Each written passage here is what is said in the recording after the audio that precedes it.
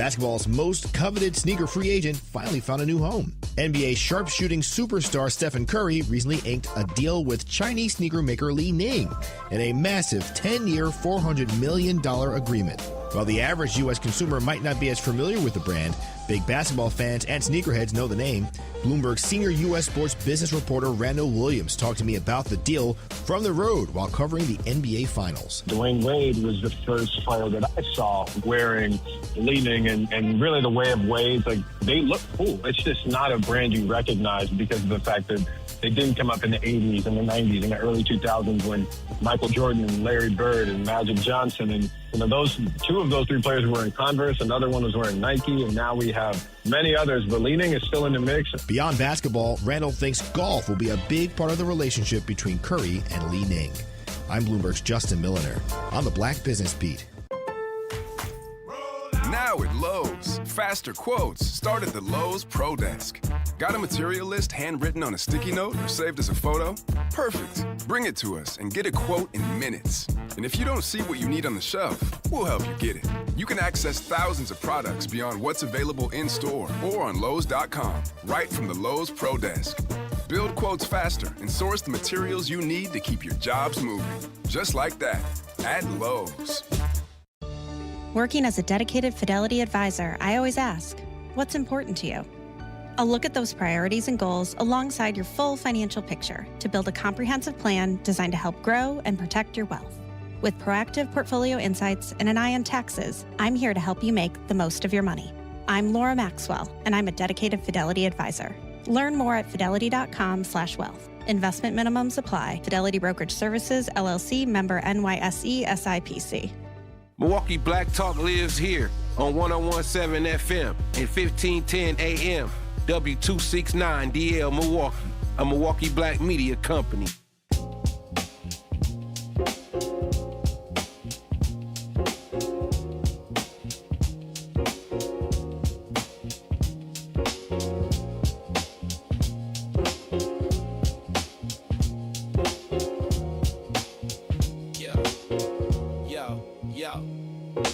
Steps to the mic with a boom, ping, ping. Wisdom sharper than a beast's fierce sting. Words like fireflies that light the night. He turns the dark into blazing bright.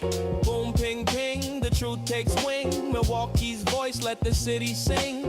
Boom, ping, ping, hear the freedom ring. Sherwin's the king, oh, the airwaves king.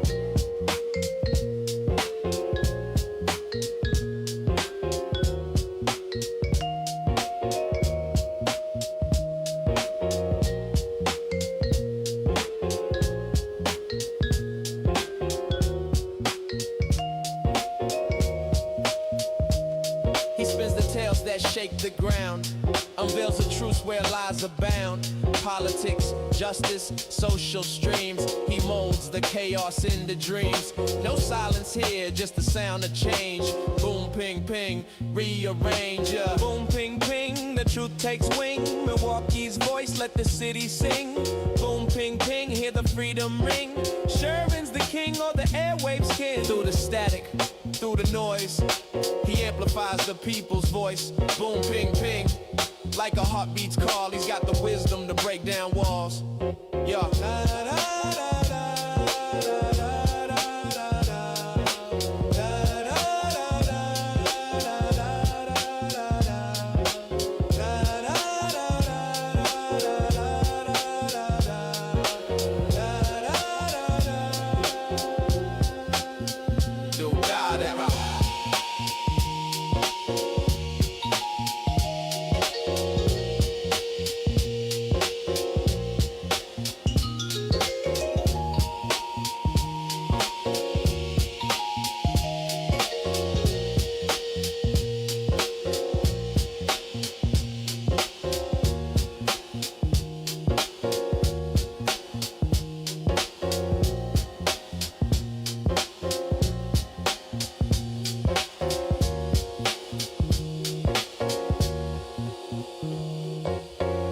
Good morning.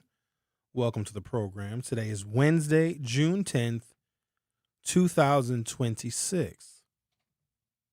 On Monday, I began my program discussing a situation that happened with one of my friends the previous week where he went into an unauthorized area of a restaurant and used a service sink that is designated for employees and employees only of that establishment. And the manager took issue with my friend who was in an unauthorized area and taking that liberty to use the service sink. Now, my friend felt that he was in the right because he wanted to better clean an outdoor seating area that he thought was a little dirty and a little dusty. So he was able to obtain a bar rag, and then he went to this service sink that is for employees only and wiped down the table. And the manager made it clear, you can't be back there. That is not for customers. That is for employees only.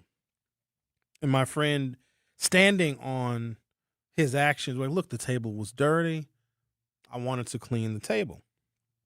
And then the manager goes on and says, but you went to an area in which you were not allowed. And then the manager then asked my friend to leave. My friend did not. He stayed. The manager said, I'm not going to allow you to order food or drink, and I'm going to call the police if you don't leave. My friend stayed. And stayed until the police arrived.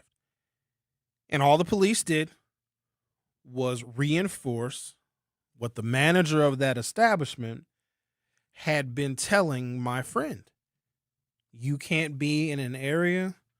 The manager asked you to leave. Now the police are here. And the police made him leave.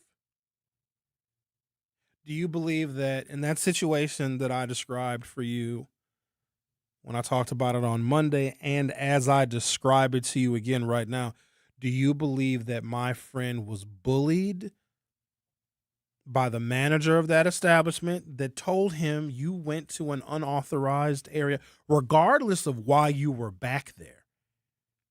Do you believe that that manager bullied my friend? My friend didn't leave. He sat down. Said, I'm not going anywhere. Even after the manager said, we're not going to serve you because you were not listening to the management of this establishment. And then the police come. And the police, of course, took his name, took his information, et cetera, et cetera. And they also asked him to leave, obviously, with more severe penalties if he did not follow the police's orders to leave. Now, remember, the police were only called because he refused to leave, and he was kicked out because he went to an unauthorized area. Whether he felt that he was in the right or not, he went to a space designated employees only. Do you believe that my friend was bullied?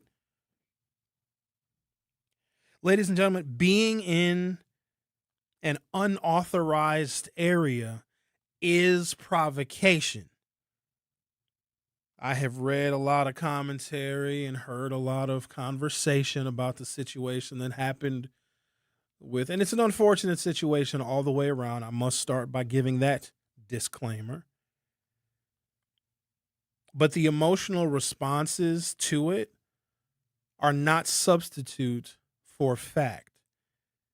In this country, with its varied and storied histories, there is proof and documentation that Black people and Blackness has been looked at differently. It is separate. It is unique in this country.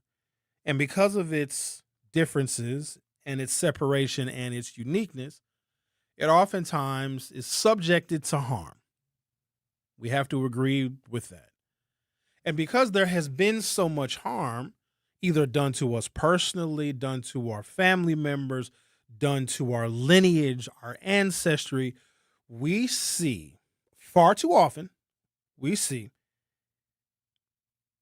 any opportunity to kill or harm a white person as justified no matter what. Because what a lot of us do is we take our fear, our angst, our anger, our hatred, and our anxiety that we have against white people because of what they've done, because of slavery and the Confederacy and the KKK and Jim Crow. We have all of this pent up historical PTSD. So whenever we see a black person that could potentially be the victim of white people, especially big white boys, and that black person acts in a way that we wish our ancestors could, because a lot of us say, oh, well, if I was back in slave times, I wouldn't let my slave master do that to me. I would have killed my slave master.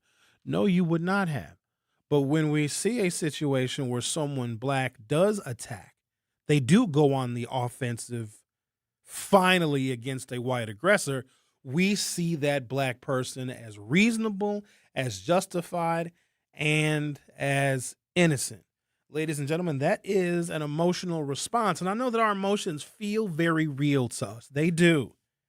But our emotions, and however real they feel, are not a substitute for the law. Here's what I blame, and I'm going to get to the details of it because, ladies and gentlemen, like 75 to 80% of us have this wrong. And we have these emotional responses because too many of us are raised by women. Too many of us. And how a woman feels is law. I saw it growing up. How my mama felt is how everybody's day went in the house. It didn't matter why she felt that way. None of that was relevant. How she felt became objective fact. Even though it was only objective fact to her, it didn't matter if it was real, justified, or not. If I park in a handicap spot, I just got to run in for a second, relax. I'm not going to be in there very long. I got to go into the Metro Market. I got to get some grape soda and a watermelon. I just got to go in real quick. Oh, wait, they got spaghetti sauce on sale. Maybe I need to get a cart. So I get some spaghetti sauce. I give them a grape soda. I give me a watermelon. Speaking of watermelon, I bought me a big old watermelon yesterday. Looked like a pregnant lady's belly. Ooh, I got a big fat watermelon. I can't wait to bust that open when I get home. Side note on that. I parked in a handicap spot. I'm not going to be in there that long. And then when I come out of the store after, 45 minutes, because technically that's not that long. That's not that long to me. Well, the line had a lot of people in it. They only had 2 cashiers working. So I was in the grocery store for 45 minutes and I parked in a handicap spot. If I come out to my vehicle after I parked in a handicap spot, and I know that some of you may think that I am, but I am not handicapped. And if a police officer is giving me a ticket, am I being bullied by that cop? If I go to a women's event for women, maybe it's celebrating women's rights or when women got the, suffrage and they were able to vote. Let's say I go to a women's event and it's me, Sherwin Hughes, and I'm going there just as an observer.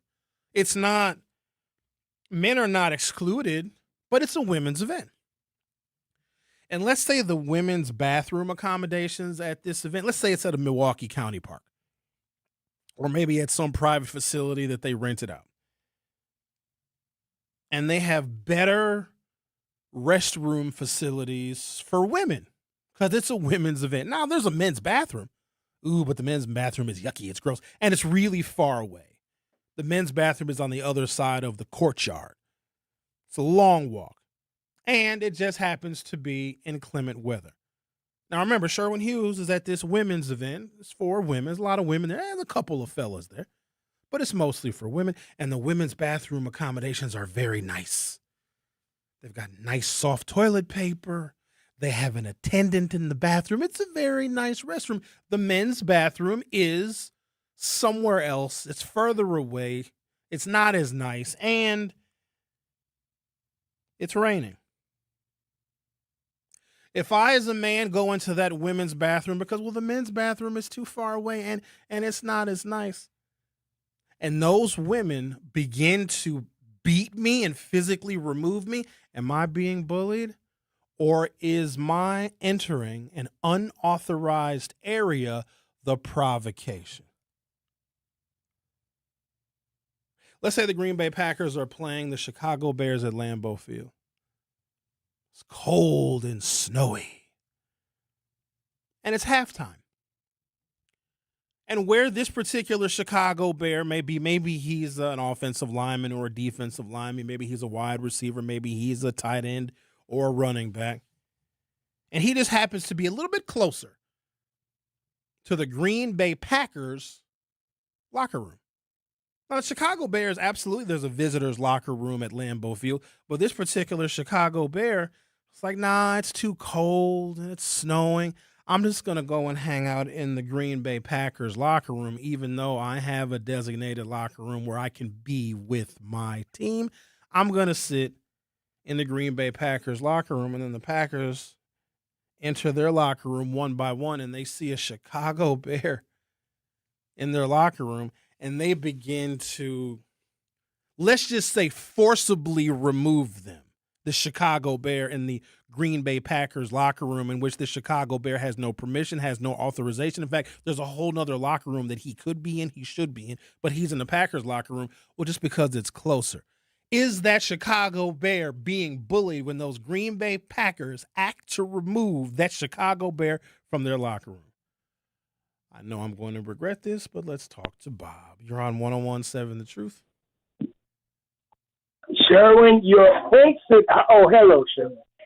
Your incidents or examples are not relevant to the incident that happened. No matter how, and the word bullied, you're bending it. Number one, man, sit your butt down. Wait, I had enough of that. We're not. Just ended his misery quickly. So I'm going to take a break. I'm going to come back. I'm going to give you the details of what actually happened. And I know that this may be difficult for someone to navigate because your feelings and your sentiments are telling you one thing, that Carmelo Anthony should have gotten away with murdering a teenage boy. And here's the interesting thing about this whole story. The one that he stabbed was not even the brother that he was having the physical altercation with. He stabbed the brother that actually wasn't having any physical contact with him. And the fact that we as black people who are on these intimate terms with trouble, with trauma, with racial animosity, like we know this stuff better than anybody else. The fact that we try to get justice in unjust ways is exceptionally troubling to me, because that only serves to harm our community. When we wish for someone's innocence, when they actually took a life, what are you doing with a knife at a track meet for? Why are you sitting with the opposite team? I played football for Brown Deer High School. I'm very fond of those days. We had a bunch of rivals. In fact, Brown Deer, we hated everybody. Because at the time, we were one of the blackest suburban schools. We hated New Berlin Eisenhower. We hated New Berlin West. We hated Slinger. We hated Slinger a lot. We hated West Milwaukee. We hated everybody. We were rivals with everybody. And sometimes we just decided that, hey, this team is now going to be our new rival. We just decided one year that Pewaukee was going to be our rival just because we didn't like them. Do you understand what we would have done as Brown Deer High School football players if one of those St. Francis or West Milwaukee or Slinger or New Berlin West or New Berlin Eisenhower players was in our locker room? We would have beat them to death. That's what we would have done. I'm telling you right now. In the spirit of competition, if your rival is in your place and in your space, because that's the provocation. Let's say that New Berlin Eisenhower, that West Milwaukee football player was like, well, it's raining and I don't want to go into the visitor's locker room. I'm going to hang out in here. No. You don't get to do that. You need to go to where you are authorized to be. And then when we physically remove that player, we're not bullying them. They were the provocateur.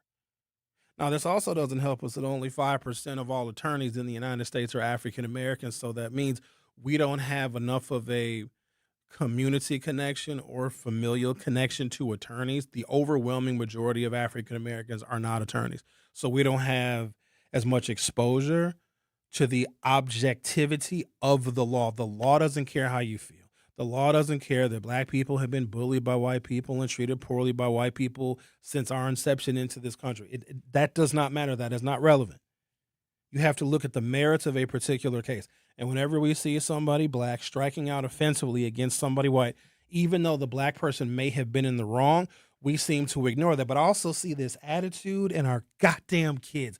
Well, these kids, they want to be out in the parks at 11 o'clock, 12 o'clock at night and dancing and twerking on cars. They don't think they doing nothing wrong. Yeah, but the law says you have a curfew and the parks close at 10 o'clock. That don't matter. We don't have nowhere else to go. We should be able to break all the rules. We should be able to stay at the lakefront till 2, 3, and 4, or 5 o'clock in the morning. No. We actually have a law that says you have to go home at a certain time. And then when the cops come and arrest all those kids, are those kids being bullied by the cops? We're going to have to get this thing right now.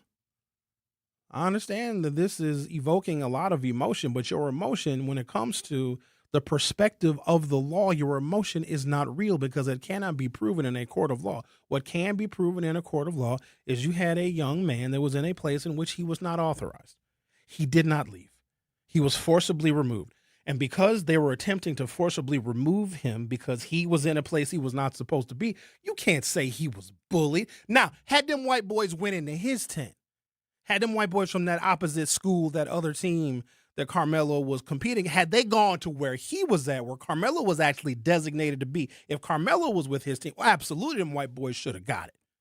But that is not what happened, and y'all know it. I'm going to take a break, come back, and give you the rest of the facts so we can be objective about this one. The Truth with Sherwin Hughes will be right back. Don't touch that dial. The Truth with Sherwin Hughes will be right back on 1017 The Truth, The Truth app, and 1017thetruth.com. Are people around me safe when I vape?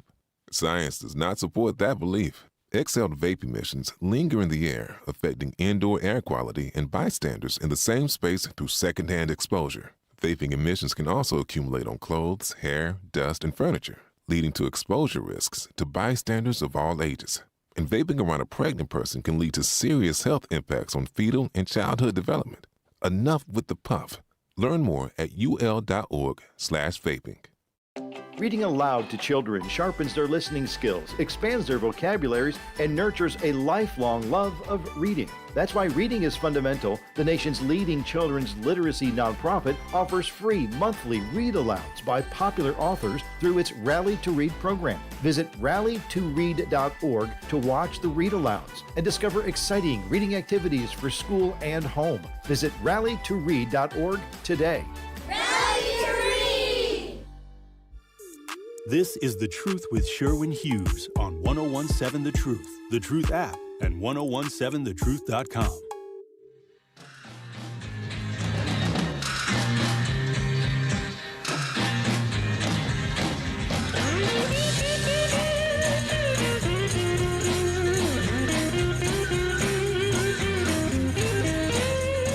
Welcome back to the program. See, people are engaging in conversation via the YouTube chat, and you should engage with them as well. If you search 1017 The Truth via YouTube, hit subscribe. You'll be able to view the live stream of the channel and also participate in our lively conversations. And also, I got my Boom Ping Ping shirt on today. Look at that. I got my Boom Ping Ping on. Yeah, buddy. No, these are not for sale. Sherwin, can I buy one? You can buy this one off my back for $74,519 plus tax. Show the audience one more time. Say it again, Xavier. Show the audience one more time. I'm looking at my breasts now. I'm looking at my knockers.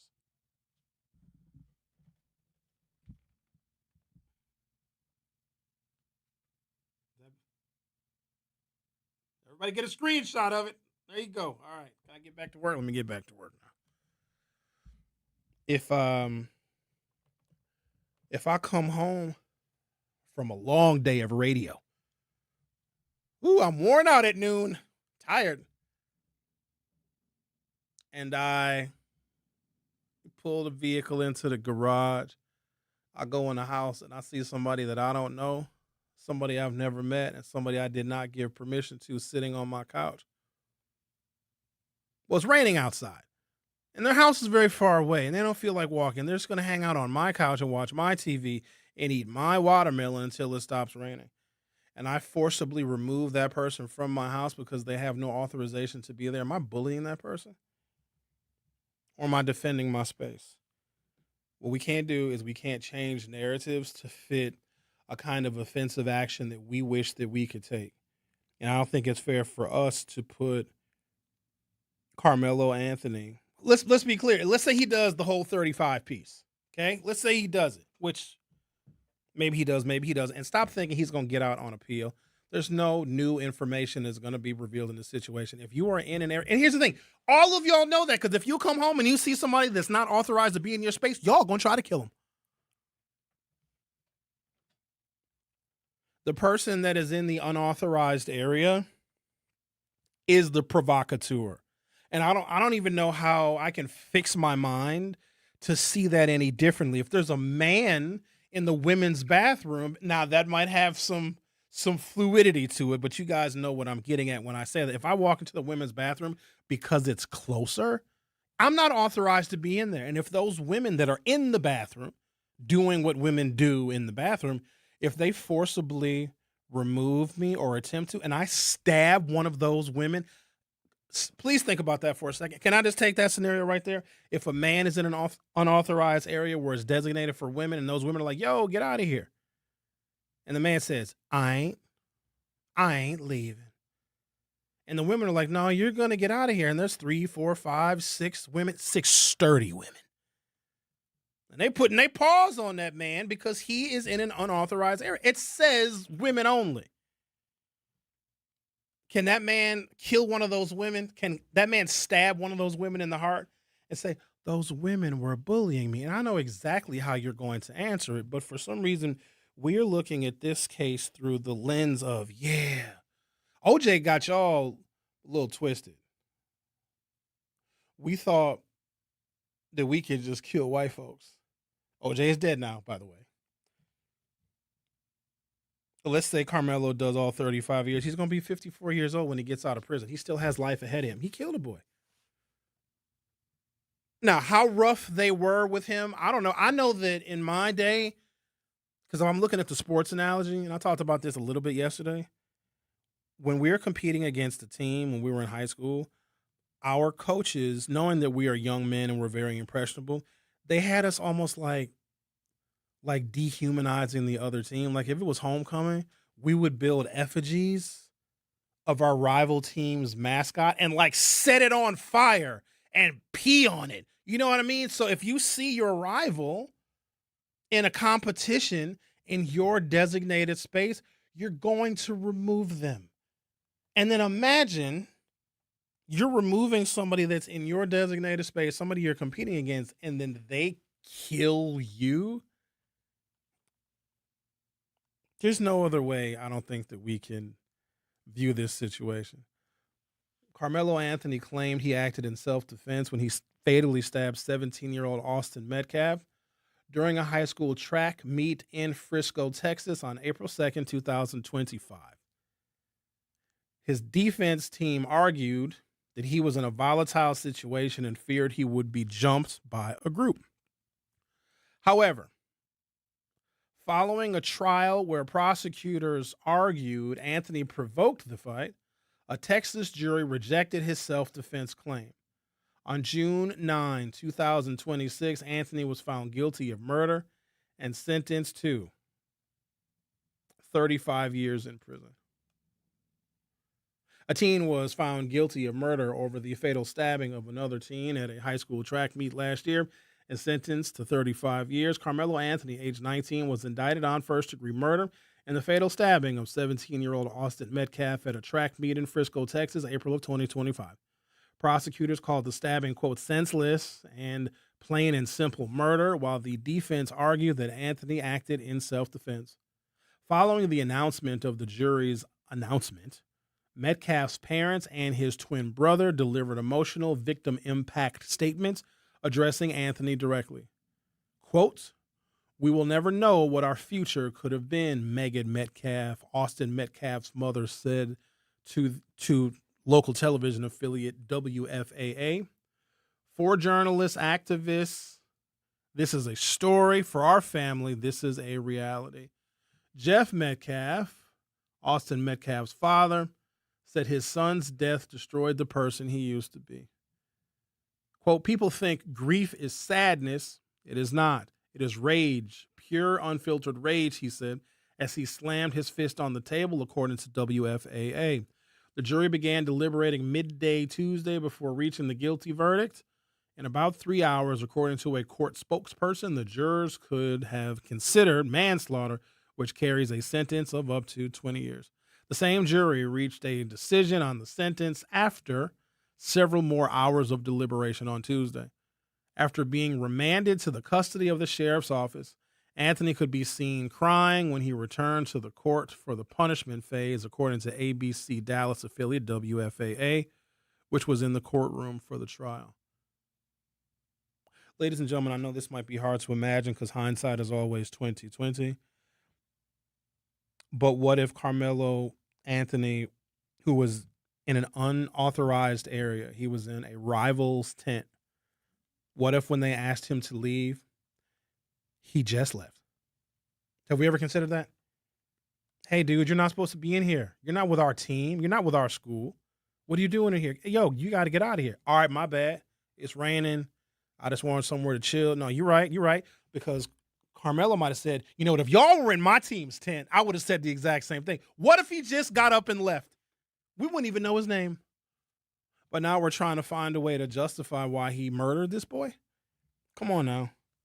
We sound, in wanting to justify this murder as being quote-unquote self-defense, we sound like when white folks kill us, don't we? We sound just like them.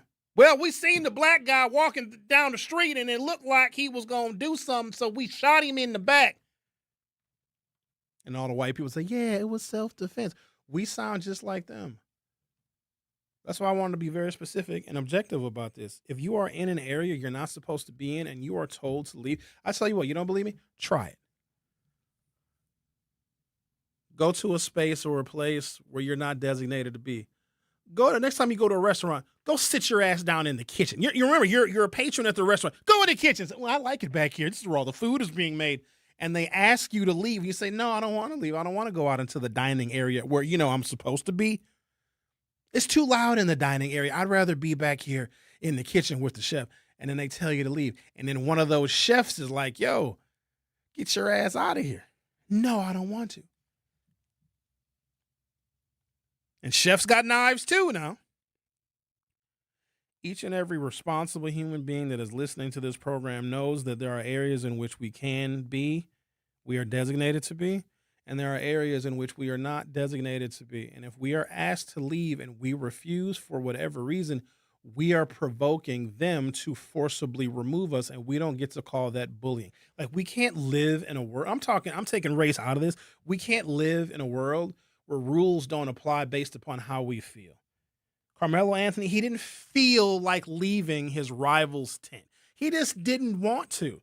And for him, I'm sure he's like, hey, I don't feel like going. I don't have to.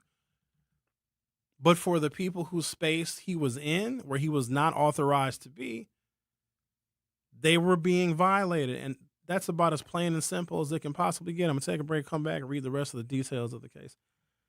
You're listening to The Truth with Sherwin Hughes on 101.7 FM. I'll be right back. Don't touch that dial. The Truth with Sherwin Hughes will be right back on 101.7 The Truth, The Truth app, and 1017thetruth.com.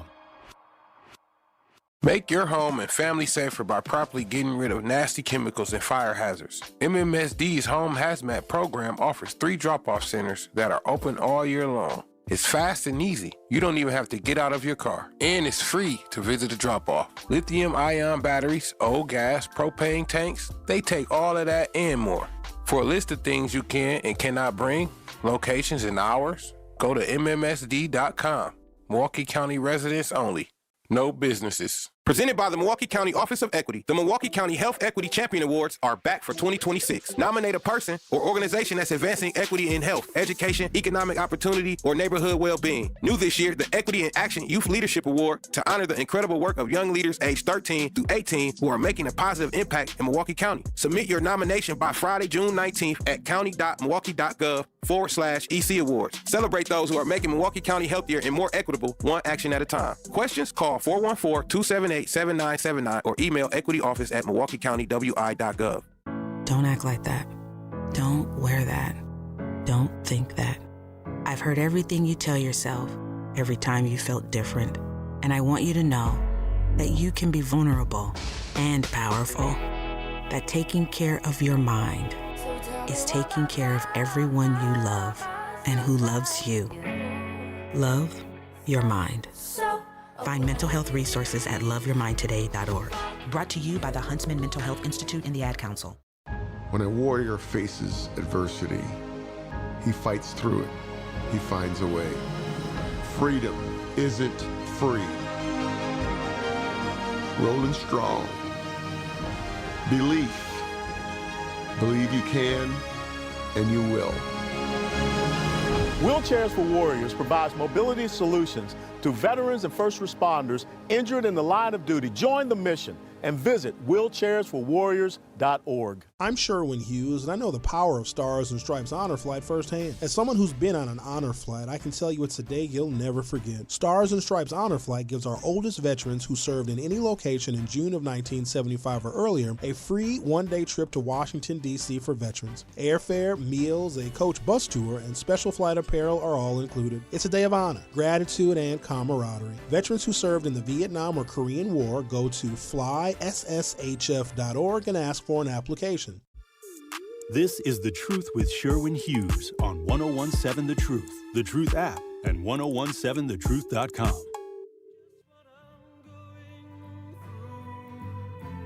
They can understand. Some try to tell me thoughts they cannot defend. Just what you want to be, you will be in the end. And I love you. Yes, I love you. Oh, I love you. Not really. A city girl says, good God, are we influenced by what we see online? Austin already knowing the kid. They didn't know each other. Where did that come from? Can somebody answer me that question? In fact, there's so much going on in the YouTube chat, and I'm probably like 15 or 20 minutes behind of where I have the chat paused and where the chat is right now. Where did that narrative come from that these kids knew each other? They went to different schools. They had no relationship whatsoever. They had never seen each other. There was no previous interaction, because if there was previous interaction, there would have been witnesses. Oh, yeah, Carmelo knew Austin, and yeah, they used to argue and all, they used to fight, and they fought at the mall. Like, where did that come from? Like, that's a made-up, manufactured narrative. There's another made-up, manufactured narrative that they were jumping him and beating him up. That's just stuff that, you guys ever play telephone? You guys remember the game Telephone? You ever play telephone? Xavier, you played telephone? I remember we played telephone. We was in high school, and we started with, like, our simple sentence, and then one person, the teacher came up with a sentence and told one person. We're all sitting in a big old circle. Whole classroom, 30-some kids are in a circle. And the teacher had a sentence. We didn't know what the sentence was. The teacher then whispered that sentence into one of the kids' ears. That kid went and sat down. And then whispered what the teacher said to the kid right next to them. And then the kid next to them, they whispered what they heard, et cetera, et cetera. By the time we got to the last kid, and the sentence would have been something like, the sun goes down at dusk. By the time the last kid received that sentence, it was, I drive a Lamborghini and I love cocaine and strippers. As the information continues down that train, sentences get morphed, they get altered. Somebody didn't hear the words correctly, and then it takes on a whole new form. We have generated a whole narrative to justify why Carmelo Anthony killed a 17-year-old kid. Well, he was being bullied. Well, no, they knew each other. And so the other part is, they beat him up real bad. Do you know that Carmelo's defense team would have published all the photos? If Carmelo had like a black eye and had bruises and had contusions and was bleeding, because if they legitimately beat him up, because these white boys would have worked him over. They really would have, and it would have been physical evidence. There would have been like a police report where, oh no, Carmelo had actual like injuries. That boy, his skin was flawless in that mugshot. They didn't beat him up, and this is troubling because there may be another scenario where an innocent black child is killed. Somebody brought up George Zimmerman and Trayvon Martin. It's kind of similar. Like, people will make up a narrative as to why Trayvon Martin should have been killed, and all he was doing was walking home in the rain with an Arizona iced tea and some Skittles and had his hood up. And then George Zimmerman, who was the provocateur, turned himself into the victim. If you are in an unauthorized, this is basic rules. If you're in an unauthorized area, if somebody is in your house, as an example, now I know that tent is not technically that team's house, but it's their designated area. And if a rival is in your tent and you ask them to leave, in this story, they asked him to leave 15 times, and he didn't. He said, "Oh, I'm not going nowhere." I remember when we were kids, we wouldn't have had that kind of patience with a rival. We would have asked him. In fact, we wouldn't even ask them to leave. We would have forcibly removed them immediately. Let's talk to the caller. You're on 101.7 The Truth. How are you? Good morning, brother. I'm doing great. Awesome day today, with the exception of hearing this news. And I want to first say that for me, anybody who, regardless of your race, if you're putting your hands on somebody, there's a legal term for that. That's battery and hostility. Track and field is a lot different than football. Can we stick to the merits of the situation? I don't know if he ran track, but can we track teams actually. Can we stick to the merits of the situation? I got other calls that I got to take. This has nothing to do with I'm the sport give they were playing. Okay. Okay, what I'm going to say is, in track, they share space, particularly if it's raining. You are usually welcomed into. Now, I know football is a different thing. The caller, not in this case. I'm glad that. Not in this. We're not going to add stuff to make it fit. Not in this case. This was designated for that particular team. I'm just saying. But can we stick to the merits of this? Otherwise, I'm going to move on. To my point. For me, because I ran track, and many times we would let other people into our tents if it was raining. I played football. To your point, we would never allow another person into our space. But if you put your hands on somebody, you have committed battery, a hostile act, which does not mean you should be killed. It means that I'm glad you made a better choice, because had you even given concussion to a kid from Pewaukee, we might not be listening to you on the radio. And the racism is on both sides. There was a man out there calling for this young man who's 19, who's not old enough legally, because these are facts, to get the death penalty in Texas, to be executed. So there was immediate racism, talking about his family, when this boy is nearly a 4-point student who made a stupid choice to pull a knife out in a state where everybody has a weapon. Most people have guns. Are you agreeing that a 17-year-old boy bringing a weapon to a track meet is something that's reasonable and justified? I thought we don't want kids to have weapons in schools. I bet he wasn't the only one with something in his book bag. Some of them probably had guns. Y'all can't stay on the merits of this for nothing. The caller said, I ran track and went in the 70s. And since when do rivals share space on the field of competition? Come on. All right, let's try it again. Ron, you're on 101.7 The Truth. How are you? Thanks for taking my call, Sherwin. I'm a little confused a little bit because you said that Carmelo could have simply got the tent, walked in the rain, and got his own tent or whatever, which is true. But also, the kid, the victim, he could have really got a coach and said, "Hey, man, this guy's in our tent. He needs to get up out of here, or something's going to happen," or whatever he would have phrased it. Why would he that do would have that? been another choice. That's not a coach's responsibility, because coaches are out there coaching. If you see somebody that is in an area in which they are not designated, why you need to go be a snitch and go get the coach? Like, yo, get out of here, dude. No, it's not being a snitch. It's avoiding confrontation. And on top of that, it doesn't give the Caucasian kid the right to put his hands on him because he's in the wrong tent. He could have went and got a coach. In an undesignated area? Okay, then I guess we're done with the conversation, right? If you're in an area you're not supposed to be. So as adults, like, how do y'all? I I remember the teacher's lounge when I was a student. Hey, Sherwin. Oh, hey, Mr. Stravinsky, how are you? Sherwin, can you go in the teacher's lounge and hand these papers to Miss Smith? She's in the teacher's lounge. I said, oh, Mr. Stravinsky, I'm not authorized to be in the teacher's lounge. He's like, no, I'll just go give her these papers. I walk into the teacher's lounge. First thing all I smelled was cigarette smoke. But, you know, back in the day, teachers could smoke in school. And there was a little hallway, and you could hear the teacher. Oh, they just a clamor. I swear some of them was drunk. And one of the teachers would be walking toward me. Sherwin, what are you doing in here? You're not supposed to be in here. This is the teacher. But I got papers from Mr. Stravinsky. Do you think that I would have gone in that teacher's lounge and just sat down amongst those teachers? Absolutely not.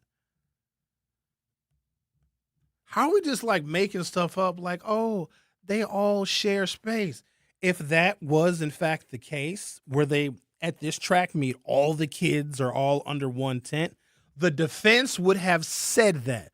My client was in an area with several of his other teammates in the same tent as the Metcalf brothers. But that was never introduced in testimony because that was not the situation. And we're just over here making stuff up to justify a black person killing a white person.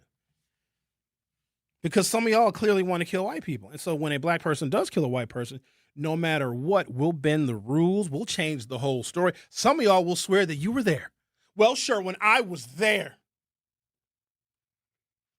Come on, you guys. Seriously. I'm going to take a break, come back.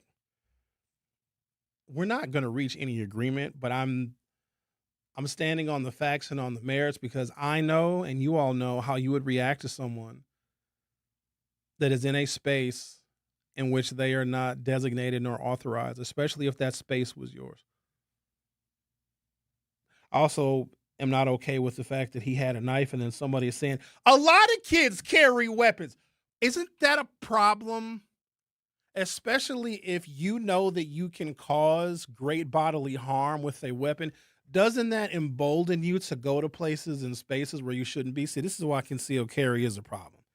And I told you all about when I concealed carry for 5 years. I never once needed my weapon. I never pulled it. I never shot anybody. But it would make me go into places and spaces where I knew that I didn't belong. But because I had a weapon, I felt bold. Because you have a weapon and you feel bold and you feel empowered and you know what kind of damage you can do to somebody does not give you authorization to be where you are not allowed.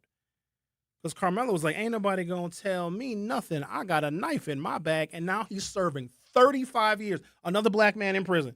And we're over here justifying it? Now, sometimes the criminal justice system is unfair. It is.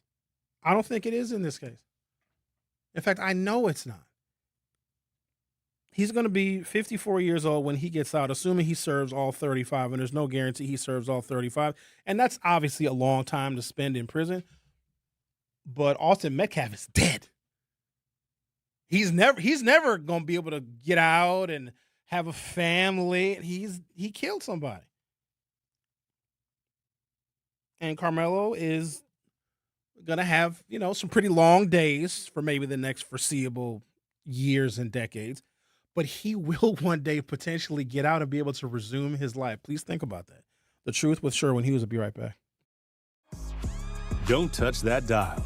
The Truth with Sherwin Hughes will be right back on 1017 The Truth, The Truth app, and 1017thetruth.com. Educators Credit Union is more than a place to manage your money. They're where your financial possibilities take shape. They're more than transactions. They're conversations about your financial goals. More than numbers, they're community advocates who support free, local events that are accessible to all. They foster community because we are stronger together. Educators Credit Union is people helping people. Become a member at ECU.com. Insured by NCUA. Membership eligibility required. Life's better with American Family Insurance because we know you love working weekends. If it means working on your dream home, both inside and out. And we're here to help protect those dreams so you can enjoy peace of mind. Save up to 40% when you bundle home and auto. American Family Insurance. Get a quote and find an agent at amfam.com. Products, pricing, and availability vary based on where you purchase insurance and by state. Some exclusions apply. American Family Mutual Insurance Company, SI, and its operating companies, 6000 American Parkway, Madison, Wisconsin.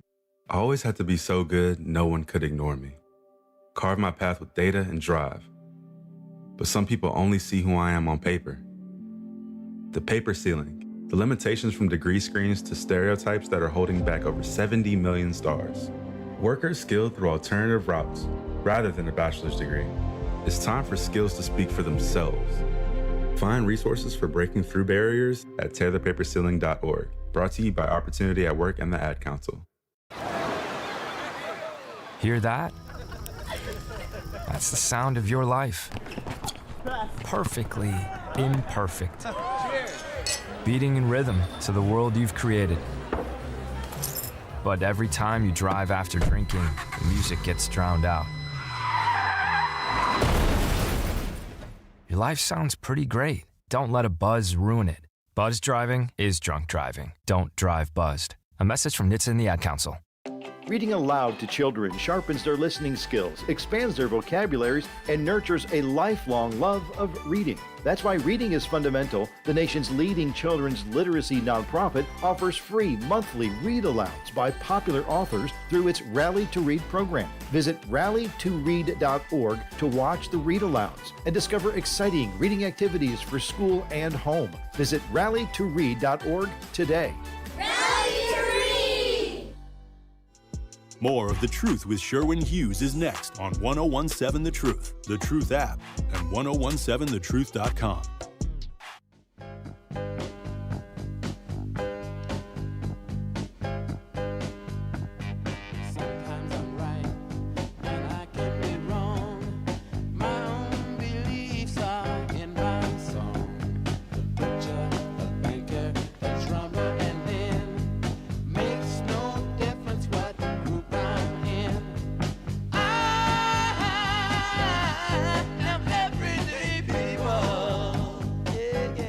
The deadly stabbing occurred at a Frisco Independent School District Stadium on April 2nd, 2025, during a track and field competition involving multiple schools in the district. Police said Metcalf, an 11th grader at Frisco Memorial High School, was stabbed during an altercation under his school's tent in the stadium bleachers. Witnesses said the two got into an argument over Anthony, a then 17-year-old student at Frisco Centennial High School, being under Metcalf's school tent during the rainy track meet. Did it say that any other schools were allowed in the tent, that it was a community tent for all of the competing teams to be under? No. It was that particular school's tent. Now, let's just start with that premise right there. Now, I want you to change this into something that's relatable. Let's say you or your child are in a designated area for you and your child marked as such, and someone from somewhere else that is not authorized to be there is where they're not supposed to be, and you ask them to leave and they don't leave. And then that person kills you or your child. I think somebody said, there's so much going on in the YouTube chat. Somebody said, oh, the criminal justice system is so unfair. It's always going to be unfair if you don't understand the law. If you cannot understand objective fact, then the criminal justice system is always going to look like the scales are going to be tipped, because we may not want to believe something, and we may feel that all white people are justified in getting killed no matter what they do. If any white person ever puts their hands on a black person, even if that black person is doing something they're not supposed to do, if they are somewhere they're not supposed to be. I have seen situations where a black person, is pulling out a gun and shooting at the police, and the cops shoot him and kill him. Well, they didn't have to kill him, though. They could have shot him in his toe. Let's talk to Ann. You're on 1017 The Truth. How are you, Ann?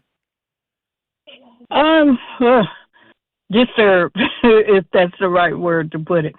On the way driving from work, I was, I don't know what station it was, but I assumed it was a predominantly white audience.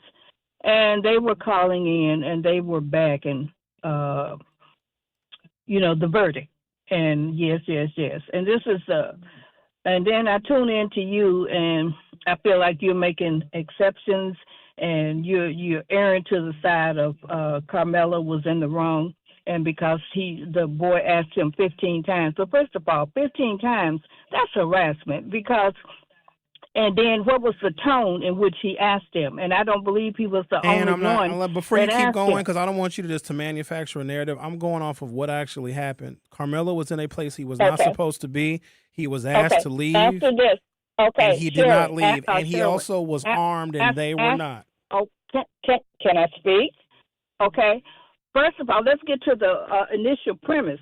What was it about Carmelo that made him determined that he shouldn't have been there? Carmelo saw his friend. His friend yelled at him, spoke to him, and said, "Hey, Carmelo." Carmelo went up the steps and was talking to him. What was it about Carmelo that made this white boy determine, oh, you shouldn't be here? And then he goes up 5 flights of stairs. Where did you get all that information? Where is that article where there's flights of steps and he was talking to somebody else? Because I'm reading the actual report from a news station in Texas that was in the courtroom. Sherwin, I'm just asking you where the information I like came the from. station, but you always err on the side. And that's the problem. Can you tell me where you got Them that white people out there, they clapping, parading, and everything else. But you always want to see, no, Carmelo where was is in the that wrong. article So I'm going to let you with go, all of and that I'm going to let you wallow. This is why you don't argue with a woman, because I would love to know where that story was. I'm getting a news report from Texas from one of the only media outlets that was allowed in the courtroom. If there's a whole nother narrative and a whole nother story where there was interaction with a whole bunch of other kids and they singled Carmelo out, I would love to read that article. But did you notice when I asked her where she got that information from? She just heard it somewhere on the internet. And I don't care who is cheering and parading the verdict. That ain't got nothing to do with the merits and the facts of the case. I am seeing far too many African-American people wanting to justify the murder of somebody white, even when the black person was in the wrong. Because if the tables were turned,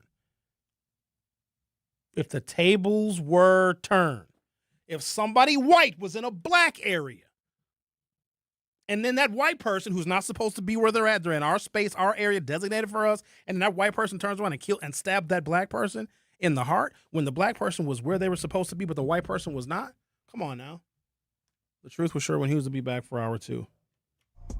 You are listening to The Truth with Sherwin Hughes on 1017 The Truth app, and 1017thetruth.com. Natural gas is a clean, reliable, and convenient source of energy delivered directly to you through underground pipelines. The pipeline system has an excellent safety record, but there are clues that can help you identify a potential hazard. If you smell the strong odor of rotten eggs, hear an unusual hissing sound, or see blowing dirt or debris, it could be a natural gas leak. Leave the area immediately and call We Energies at 800-261-5325. We Energies. People you can trust. Energy you can depend on. At UW Credit Union, we have best-in-class technology and peopleology. Like if you lose your card, you can stop by in-branch for a same-day replacement, or you can have a new one instantly issued to the app. So whether you prefer interacting with our snappy online interface or our in-person regular faces, UW Credit Union is always here for every you. And whichever you choose, it's the best of both worlds. Join today at uwcu.org. Federally insured by NCUA. Are people around me safe when I vape? Science does not support that belief. Exhaled vape emissions linger in the air, affecting indoor air quality and bystanders in the same space through secondhand exposure. Vaping emissions can also accumulate on clothes, hair, dust, and furniture, leading to exposure risks to bystanders of all ages. And vaping around a pregnant person can lead to serious health impacts on fetal and childhood development. Enough with the puff. Learn more at ul.org/vaping. Talking about guns with others might not always feel comfortable, but it could save a life. Here's a way to start a conversation. Your family is going over to your neighbor's home for dinner for the first time. How would you ask if there are any unlocked guns in the home? Hey, we're so excited for tonight. Before we come over, though, may I ask if there are any unlocked guns in your home? Our guns are stored securely, locked in a safe that the kids can't access. Awesome. Learn how to have the conversation at agreetoagree.org. Brought to you by the Ad Council. You're listening to the new 1017 The Truth, founded in partnership with American Family Insurance. Insure carefully, dream fearlessly. 1017 FM, 1510 AM, WGKB Waukesha, and W269DL Milwaukee, a locally owned Good Karma brand station. This is The Truth with Sherwin Hughes on 1017 The Truth app, and 1017thetruth.com.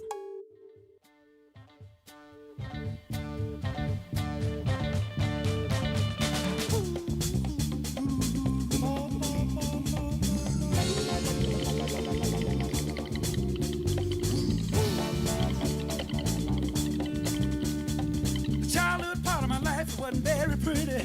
See, I was born and raised in the slums of a city. Welcome to hour 2 of The Truth with Sherwin Hughes, talking about the Carmelo Anthony case and how we will add whatever to the story to make it justified. And it's actually really simple. And I find that people have got to add in a bunch of other details and narratives, and then they have to move from the merits of the case and make it a larger situation about race in America, which is stupid. That's an emotional response to something that happened objectively. And I think part of the emotional sentiments that we're getting is because people think that their emotions are real, and how you feel about white people is not being projected through this particular case. And of course, oh my God, yes, your feelings are justified. Yes, he should have been able to kill that white teenage boy, even though he was in a place he wasn't supposed to be in. Like, we're not putting any responsibility. Our kids are growing up in a world where black kids can do and say whatever they want, and when consequences come down on them, it's because of racism. We didn't even grow up in that kind of world. Like, when did that transition take place where we don't take any kind of responsibility? Maybe let's give him the benefit of the doubt. Now, here I am over here adding stuff into the story. Maybe he didn't know he wasn't supposed to be in that tent. Maybe it was raining real hard and he just saw an empty seat and he sat down. If his presence in a rival team's tent was making somebody uncomfortable, then I guess you're just going to have to get wet. You're going to have to go over to where your team is at. Where was his team? Was he there by himself? No, his team, the other competitors, because I don't know if he ran, the 400 or the 100, whatever. His team was probably somewhere else. Why was he not sitting with his team? And let's just say, for the matter of convenience, he sat in the rival team's tent. If his presence was making them uncomfortable, then isn't the onus on him to say, oh, my bad, let me go to where my people are at? And yeah, maybe he would have gotten wet. Was this really all about just not wanting to get wet because it was raining? And look at the ending result of that. Somebody is dead. And I know that we want to throw the whole racial thing into it, because for some people, that's the only narrative that they have, because they may hate white people so much that whenever a white person gets killed, that, oh, well, the black person is right for doing it because of slavery. This is not the way to get reparations, ladies and gentlemen. I know a lot of y'all are disagreeing with me, but I think that you're disagreeing with me, and you can, because I'm here for people to disagree with. And I'm also watching people just make stuff up and then like criticize me personally. Like, you're a hoe if you do that. If you can't stick to the merits, then you're arguing like a woman. Sorry, ladies. When I say arguing like a woman, I really mean a more offensive term that I'll never call a woman, because some men are that offensive term more than women actually are. Just because you want agreement. I'm not agreeing with something that is factually and fundamentally wrong, because you all know that if somebody is in your space or a space not designated for them and you ask them to leave and they don't leave, they are provoking something. If I come home and there's somebody in my house, they're the provocateur. And if I remove them from my place or my space, or a tent that says Sherwin only, and your name is Raul, you can't be in my tent. And if I remove Raul from my tent, Raul is going to say he's being bullied. No, Raul should have went to the Raul tent. It's really that easy. Because I bet you if it was two white boys, we wouldn't even care about this case. Like, I am not going to live in a world where black people can be justified in killing anybody, especially one another, when it's frivolous. Let's talk to Larry. All day. You're on 101.7 The Truth. Hello, Larry. How are you? What's going on, Mr. Sherwin? And I do feel, like I said, what that woman was just saying, you're contradicting yourself. Because here it is, you don't know the fact neither of if the boy was being punked or anything for him to have the knife, for one. He in an all-white school, and not only that, you don't know if he's been punked or bullied. We got bullying going on nowadays. For him to have is it justifiable about him having a knife? No, it's not. It's not. But it ain't justifiable for them to put their hands on him neither. So it's two wrongs here. Yeah, one dead, but at the same time, you don't know the fact of the merit of why the boy had the knife. Well, let me get back to, first of all, there's no excuse for that. So everybody's like, oh, the twins, Austin Metcalf, should have went and got a coach or got an adult and not put their hands on Carmelo. Why didn't Carmelo go get an adult? Or why didn't he just go to where he was designated? It was just that simple. Now, this boy made a terrible mistake. I'm assuming that if he had it to do all over again, he probably just would have sat in the rain.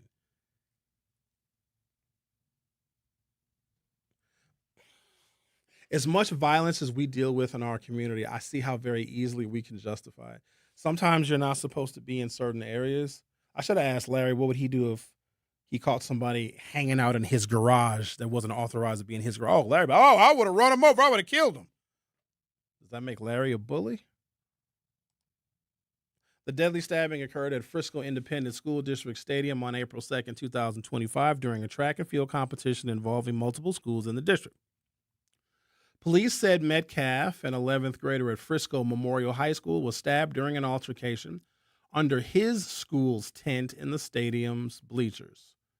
Witnesses said the two got into an argument over Anthony, a then 17-year-old student at Frisco Centennial High School, so a totally different school, being under Metcalf's school tent during the rainy track meet. Just that on its face.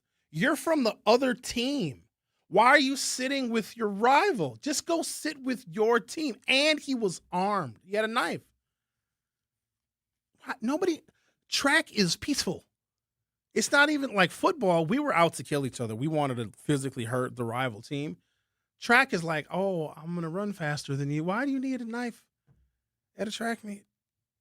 Jurors heard testimony over 4 days at the Collin County Courthouse in McKinney, Texas. Anthony did not take the stand in his own defense, and that's not uncommon. A lot of defendants don't take the stand because they're under the advice of their attorney.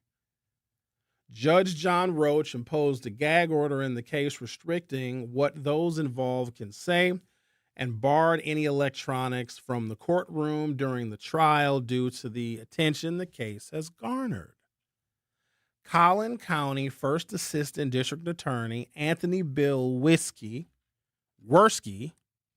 told jurors that the stabbing was not self-defense, but unjustified murder, according to television affiliate WFAA.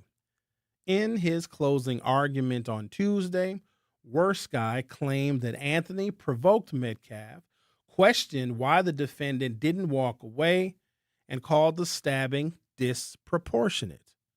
Quote, "You don't get to meet a shove with a stab, especially if you provoke the shove," Worski told jurors, according to WFAA. And I'm using this story from WFAA because they were actually in the courtroom. And if there's other stories that you all have seen, by all means, send them my way. But some of these additional narratives that people are adding into the story to justify why Carmelo should have gotten away with murder is unfortunate. And it also shows how vulnerable we are to anything that gets put online. And I know that we want to make this case about something much larger.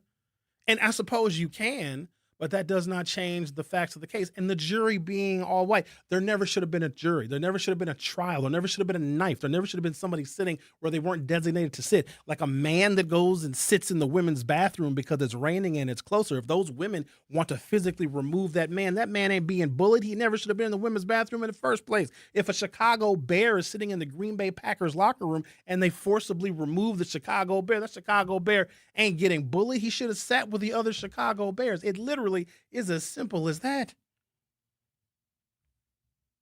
Defense attorney Mike Howard told jurors that Anthony had gone to the memorial tent to get out of the rain when Metcalf confronted him and told him to leave. WFAA reported. Howard said Anthony, quote, acted in fear and chaos after Metcalf pushed him and stabbed the other team. He didn't even stab the boy that pushed him. He stabbed his brother. Is that okay too? So if you are in an area where you're not supposed to be and you're black, even if you're not black, imagine you are for a second for the purposes of this conversation. You're in an area you're not supposed to be in and you're a black person and you have a weapon and you know that the person who you're confronting or who's confronting you probably doesn't have a weapon, but you do. So, okay, whatever. So you feel like you are justified in being anywhere because you got a weapon, right? And you're black and they say, hey, you can't be in here. And you're like, I'll be wherever I want to be. And they forcibly try to remove you. And then you just stab the next white person that you see, like, I'm going to stab him. How does that? Now, here's where I would be more comfortable making a self-defense claim, even though this is probably one of the most preventable situations that I have ever reported on. I've been talking about stuff like this for a long time. Had he stabbed the person that actually pushed him and put his hands on him, now that's a little bit different. He stabbed the boy's brother. He stabbed the wrong person. He didn't even stab the person that was like physically contacting him and physically trying to remove. He stabbed his brother. How? Or like I see if he stabbed them both, because then you could say, well, they both were beating him up. No, he stabbed the person that wasn't even in physical contact with him. Defense attorney Mike Howard told jurors that Anthony had gone to the memorial tent to get out of the ring when Metcalf confronted him and told him to leave. Howard said Anthony acted in fear and chaos after Metcalf pushed him and stabbed the other teen in self-defense. How does that even make any sense? Like, me and Xavier get into it, right? About God knows what. I don't like how Xavier pushed the button to go to commercial, and then I stab Homer. Right? Like, me and Bailey get into it, and I go kick Kyle Wallace in the nuts. Well, it's self-defense because Bailey was arguing with me, and I saw Kyle Wallace's nuts were much closer. It's not funny because I know people are real mad at me, and they're over here attacking me, which is wild. Like, stay on the merits of the case. During his closing argument on Tuesday, Howard said Metcalf had no legal right to use force on Anthony, WFAA reported. In response to contentions that Anthony could have just left, the defense attorney said, I'm sure he wishes he did. See, he even admitted he was wrong. Multiple students were at the track meet that day testified that they saw Metcalf push Anthony, who was seated on the bleacher, with some describing it as a two-handed push like a lineman move, while others say it was a one-handed small shove. One witness testified that Anthony was asked to leave the tent about 15 times, according to WFAA. Some recalled Anthony saying, quote, touch me and see what happens during the altercation, which witnesses said lasted 4 to 6 minutes. Why would it go on that long? Let's assume that Anthony, I'm going to give him the benefit of the doubt here, and maybe he didn't know that he couldn't. Maybe it wasn't marked that it was designated for the home team's players. Why, if you're somewhere you're not supposed to be, why are you going back and forth for 4 to 6 minutes? Oh, I'm not supposed to be here? My bad. I just wanted to chill out because it's raining. No, we don't want you in here. You're supposed to be in here. Cool. And maybe it's me, because if I'm told that I'm not wanted somewhere, I'm happy to leave. I'm not one of those people that if you kick me out, I beg to stay. Sherwin, we don't want you here. Cool. Because I know that if I stay, I become the antagonist. It's really, really simple. And as adults, and I'm assuming that most of you that are listening to this program are in fact adults, isn't that one of those rules you just follow? If you are not wanted, then leave. Why would you want to be where you're not wanted? To prove a point? Or do you think you're justified in being where you're not wanted because you have a weapon? That's insane to me. That's a poisonous kind of attitude to have, regardless of race. Just because you have a weapon does not allow for you to violate the rules. And I know that we see other people do that all the time, but guess what? We aren't other people, and for good reason. We don't want to be like them. We don't want to think that we can own and control a space that's not ours because we have the ability to hurt or to kill somebody. And he stabbed the wrong boy. I might be a little bit closer to some of y'all's side had he actually stabbed the boy that was pushing him. And all this other made-up stuff because people are emotional. But there was 15 flights of stairs, and then had somebody said, and they went upstairs and down, and he was talking to one of his friends. None of this stuff came out in the testimony. If Carmelo was in that tent talking to one of his other teammates, like, that would have come out. If he was, in fact, beat up and assaulted by these two kids, which a lot of people are saying, oh, sure, when they were beating him up, his mugshot, that boy didn't have a scratch on him. The defense would have been like, look at the pictures of my client. They beat him up. Look at the bruises. Look at the contusions that he has. He couldn't finish the track meet because they beat him up. None of that. They asked him to leave, and he didn't leave. And a lot of us are very defensive and territorial over our space. I know that we are, because our space belongs to us. And if you are with a team That's your territory. You're very prideful over your area that's designated for you. And Carmelo was with an opposing team. He was with a competing team. And if you just take that simple fact right there, and I use the football example. Let's say James Harden decides he wants to sit on the Milwaukee Bucks bench and Giannis punches Michael Jordan in the face. See, it doesn't make any sense. Should it have gone this far? No, but it happened. And a decision was made. The wrong decision on a lot of different people's parts. And somebody is dead and somebody's going to jail for 35 years. But to make this about a larger conversation about race, we can have a larger conversation about race like we do every single day on this show. But in this particular case, we can't see past our emotion. It's got to be extremely difficult to navigate through life if you are only looking at the world and interpreting the world through your emotion, because what you're going to find is that like everybody's going to be against you. If you think reality is simply how you feel and not fact, you're going to have a really tough life. Because in the grand scheme of things, and this is another, I guess, adult, mature revelation that you come to, nobody cares how you feel. Nobody cares about your triggers. That's a you problem because you feel a particular way. That's how you feel. Everybody don't got to share your sentiments, especially if you are wrong. Some people know that they are wrong, but they still want you to take their side anyway. I think a lot of people have been coddled in that way where they have been wrong, and they've had people that have come to their defense. If you punch someone in the face and they hit you back, you are not all of a sudden the victim. You did not get bullied.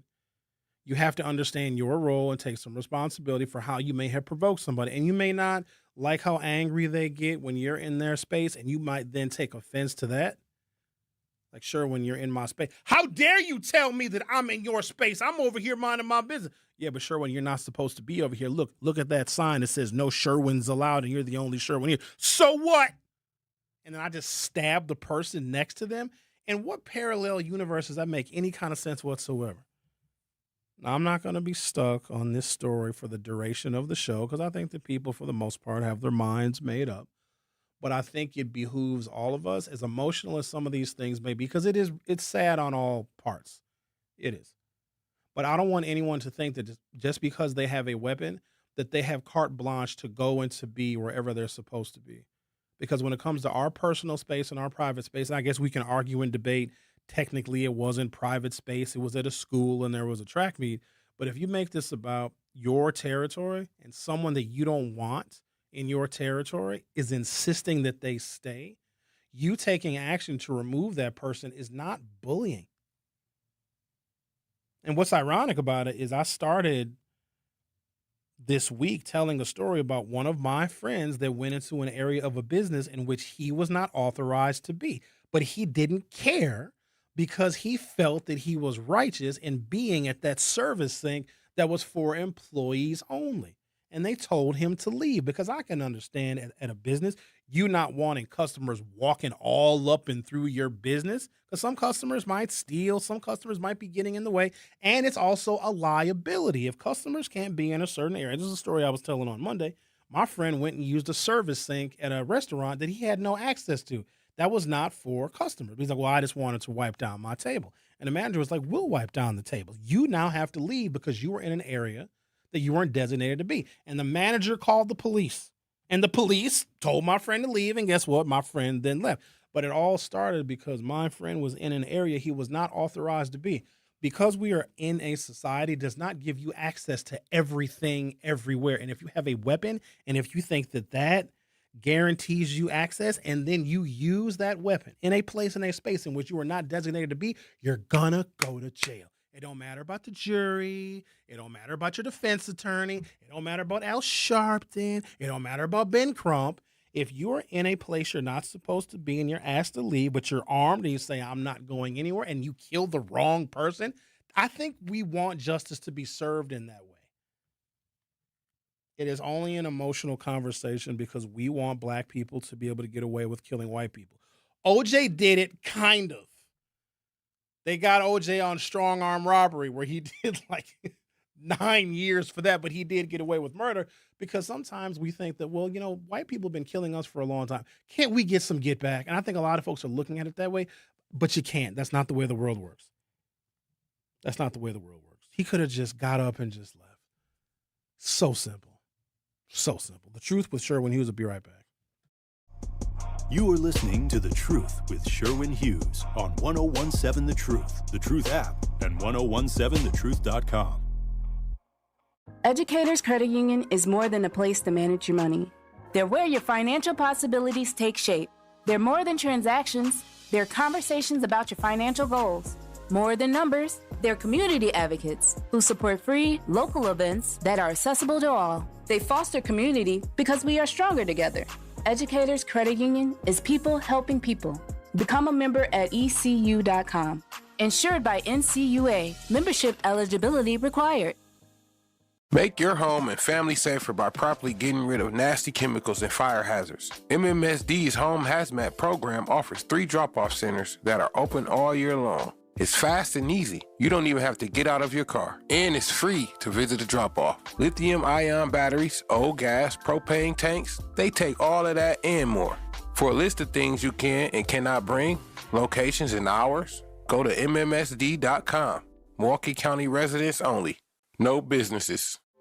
The possibility of lung cancer can be pretty scary, especially if you're one of approximately 8 million current or former smokers at high risk. That's why SaveByTheScan.org wants you to know that now there's a breakthrough low-dose CT scan that can detect lung cancer early, and it only takes 60 seconds. You stop smoking, now start screening. For an easy quiz to see if you're eligible, visit SaveByTheScan.org. It could save your life. SaveByTheScan.org is brought to you by the American Lung Association's Lung Force Initiative and the Ad Council. Reading aloud to children sharpens their listening skills, expands their vocabularies, and nurtures a lifelong love of reading. That's why Reading is Fundamental, the nation's leading children's literacy nonprofit, offers free monthly read-alouds by popular authors through its Rally to Read program. Visit rallytoread.org to watch the read-alouds and discover exciting reading activities for school and home. Visit rallytoread.org today. We asked parents who adopted teens to share their journey. When I met both of them, it was like my missing pieces were found. Like it was just like an instant, these are my kids. If you're considering adopting a teen, just do it. Kids need families.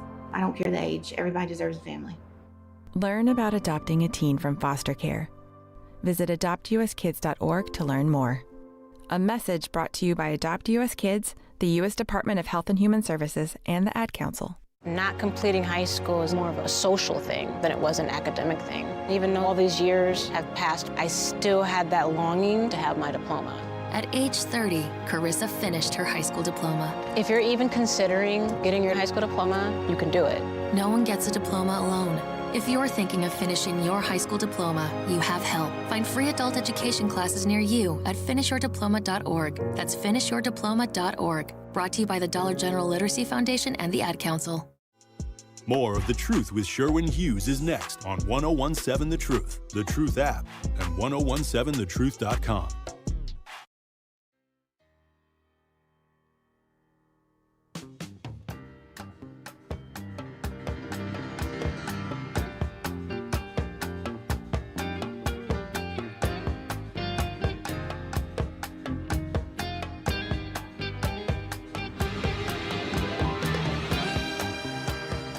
X, can we put that poll up? I didn't put the poll up because it does not relate to what the first hour and 20 minutes of the show was going to be about. Sure thing.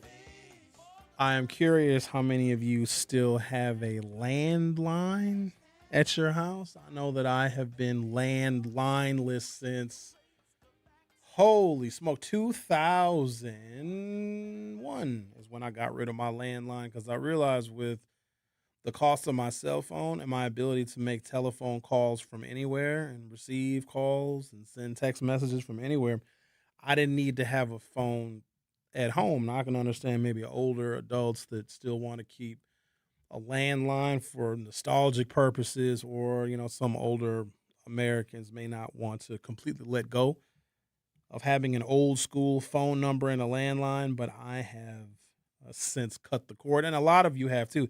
I'd imagine there's probably some people, maybe even under the age of 40, that have never had a landline. I don't even know where phone jacks are in my current house. Did I ever have? I don't think I've had. So I've been in my current house since 2004. And I don't think I ever had a landline. In fact, I know I haven't. I'm not even sure where the phone jacks are, if they even still work. This is also a larger conversation I want to have about who better utilizes technology and who uses technology much more often. And some of the findings are very, very interesting. When you look at the different ethnic groups and races and how they use technology, there are some things that correspond with that. It seems that the groups that use technology more frequently are doing better economically, which also makes a lot of sense because if you look at having a business, like a small little business or a sole proprietorship, back in the day you used to have to run ads because word of mouth would be a little bit too slow. Now word of mouth is Facebook, word of mouth is Instagram, word of mouth is Twitter. You used to have a website for your business. You would direct people to your website. You used to have business cards. You give people your business card. You'd have a fax machine so they could fax you stuff. Now you can just have a Facebook page and a social media presence and get a whole bunch of people to like and share the post. And that can actually suffice for advertising for your business. So utilizing technology in that regard and utilizing apps can be a sufficient way to promote your business. But when I get into the details of who uses technology more often, especially for entertainment purposes, it might be some interesting finds. I also have some other stuff I want to share with you.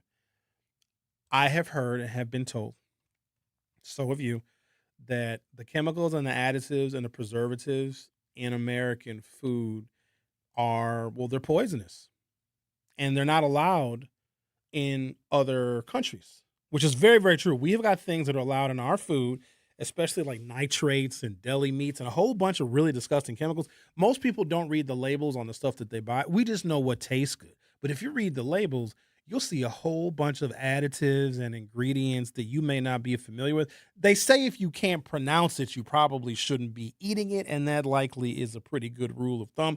The best food for us is the least processed, and the best food for us looks more like how it is when it's grown or comes out of the ground instead of it looking like it's in some kind of an altered shape, because we know that processed food is very, very bad. But I want to apply a little bit of fact and a little bit of truth to, is American food and some of the things that they put in our food, preservatives and additives and flavor enhancers, are they dangerous? Are they in fact making Americans sicker?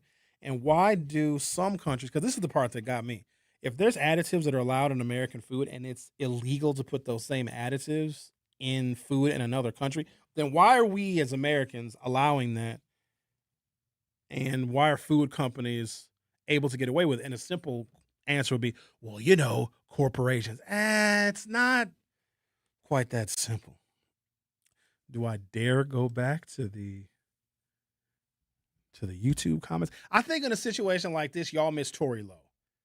Like, this is a Tory Lowe, the whole Carmelo Anthony thing is like, this is something that Tory Lowe would, I think I know what side that he would probably be on. And a lot of you clearly miss Tory Lowe because you're expecting me to take a position that he probably would have. I am never going to be one of those people that sides with black people every single time simply because they are black. And I know that that's the MO for a lot of people. That's not me. And I don't care if you respect that or not. Right is right, wrong is wrong, period, point blank. I don't care what the race of the person is. If you're right, you're right. If you're wrong, you're wrong. Because guess what? I don't like when white people just side with other white people just because somebody is white. Even if the white person is wrong. And we know this. If a white person is completely in the wrong, they're wrong morally and they're wrong legally. There's a large segment of the white community and the white population that's still going to side with the white person just based on race. That's stupid.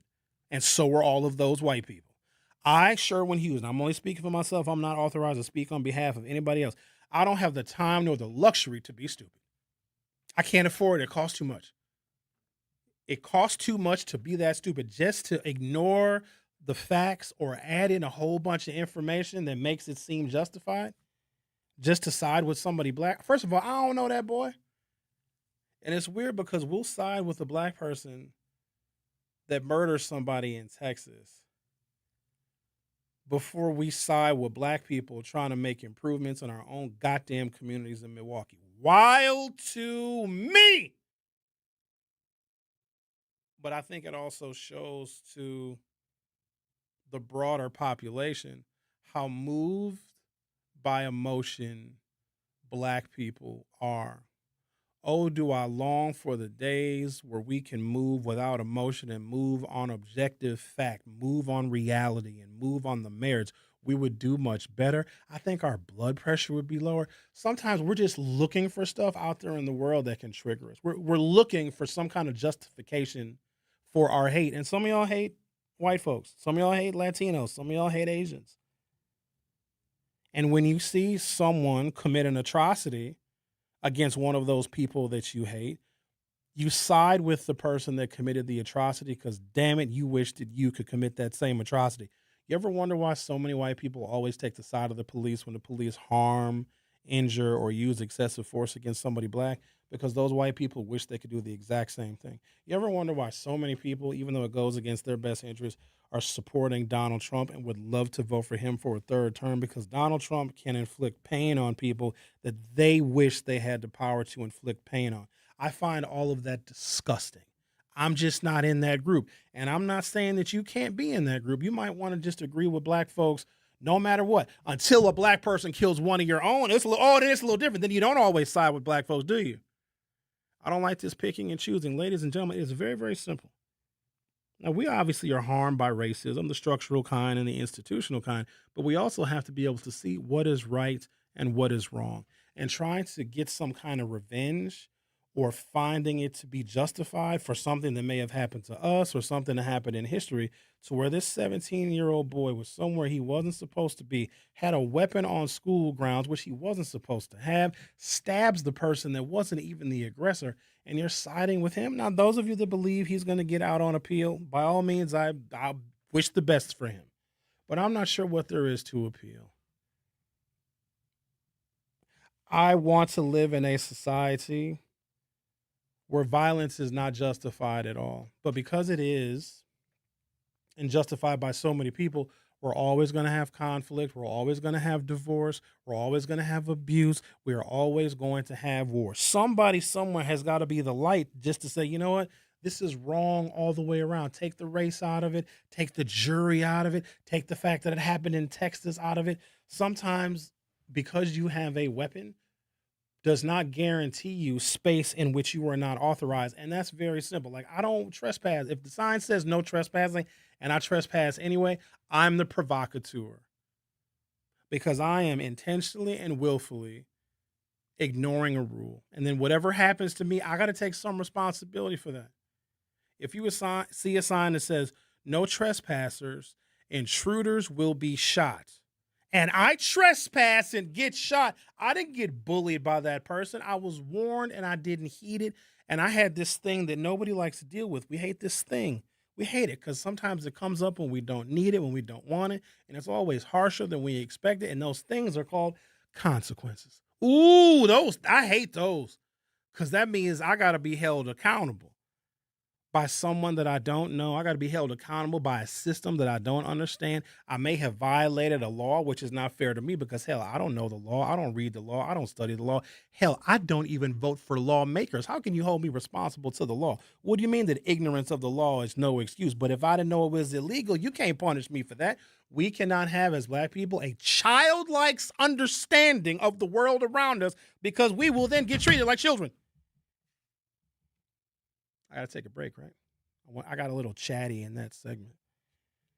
I want to talk about landlines. Can we talk about telephone? Look, I got a landline in here.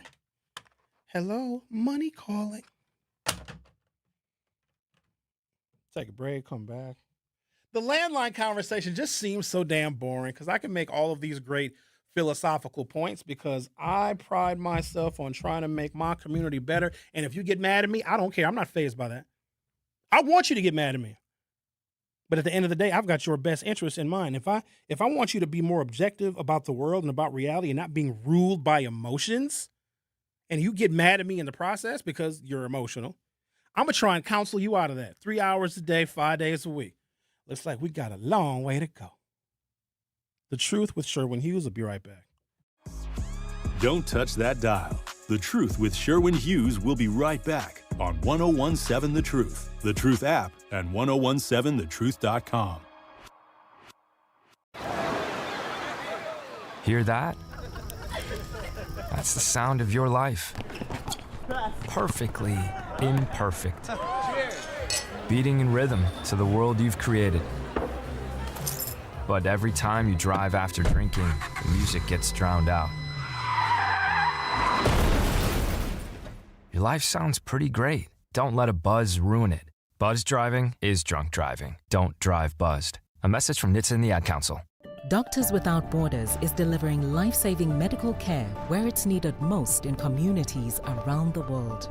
From bandaging war-wounded patients in Sudan to providing clean drinking water in Haiti, we're in more than 70 countries worldwide, bringing patients from sick to recovering, from emergency to aid, from crisis to care. This life-saving care is made possible by a global movement of supporters like you. Thank you.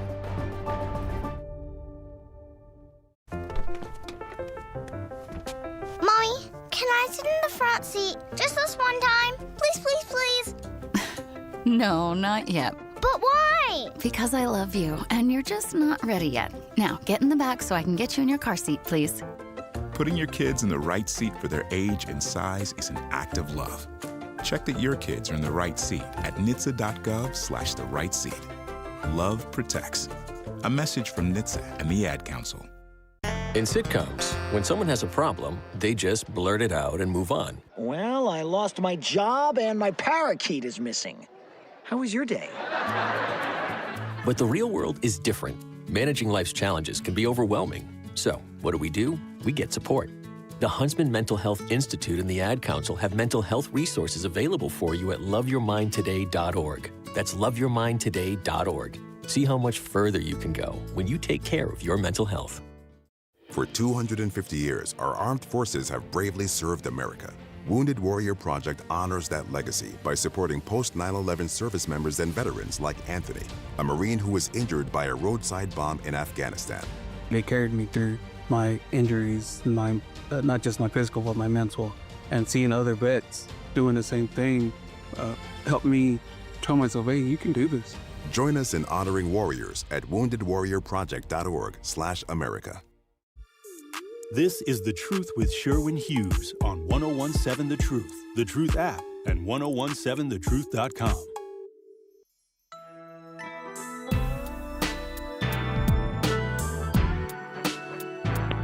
Al, you're on 1017 The Truth. How are you? I'm doing wonderful, and I wanted to say happy Wednesday and happy hump day. But what I find to be so odd is why the parents did not use mental health. Because a lot of times when the school shooters who are 14 come to school with their AR-15 and bang, bang, boom, boom, and shoot everybody dead, they claim mental health. When the slender girl stabbed that girl like she was a tomahawk steak that was about to be brine for 24 hours, and she was able to get a man from church and be found at the truck stop where the landlords go with the Peterbilts, Mech trucks and 18-wheelers, they claim mental health. I think that would have been a great thing for them to do, and all they had to do is get them a wonderful Jew who's a psychiatrist, who can flaunt the loophole of trauma and barriers due from bullying, considering the two brothers was very fluent in martial arts. And if I'm not mistaken, wasn't those brothers suspended a week prior? Because if they were suspended a week prior, why would they come to a school where they have no reason to be? They were at their school.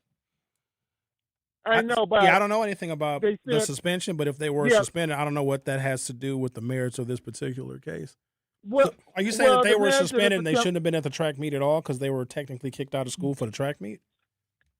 Yes, and then the thing is the reason why I say mental health Because every time these little white kids do something catastrophic, if they want to cut off a head of a gentleman and stick it in the closet where their mother find out, or they feel they're just going to go to school and play Jesus with an AR-15 they was given by their mother and father as a Christmas gift, or they're a slender girl with a butcher knife and they feel they just want to cut you down like they're about to put you on a skew stripe on the grill, the parents claim mental health. But nobody is saying it's mental health for this little black king. And they need to flaunt that same loophole that those whites exploit. Because every time them white people do something, and something go from sugar to sugar honey iced tea, where you want to play God and want to take people's lives, they always want to push mental health. So you don't become the snake, you become the bigger snake, and the parents of Carmelo should be pushing mental health and get you a Jewish psychiatrist so he can get off as well. Because what's good for one is good for all. What's good for the goose is good for the gander.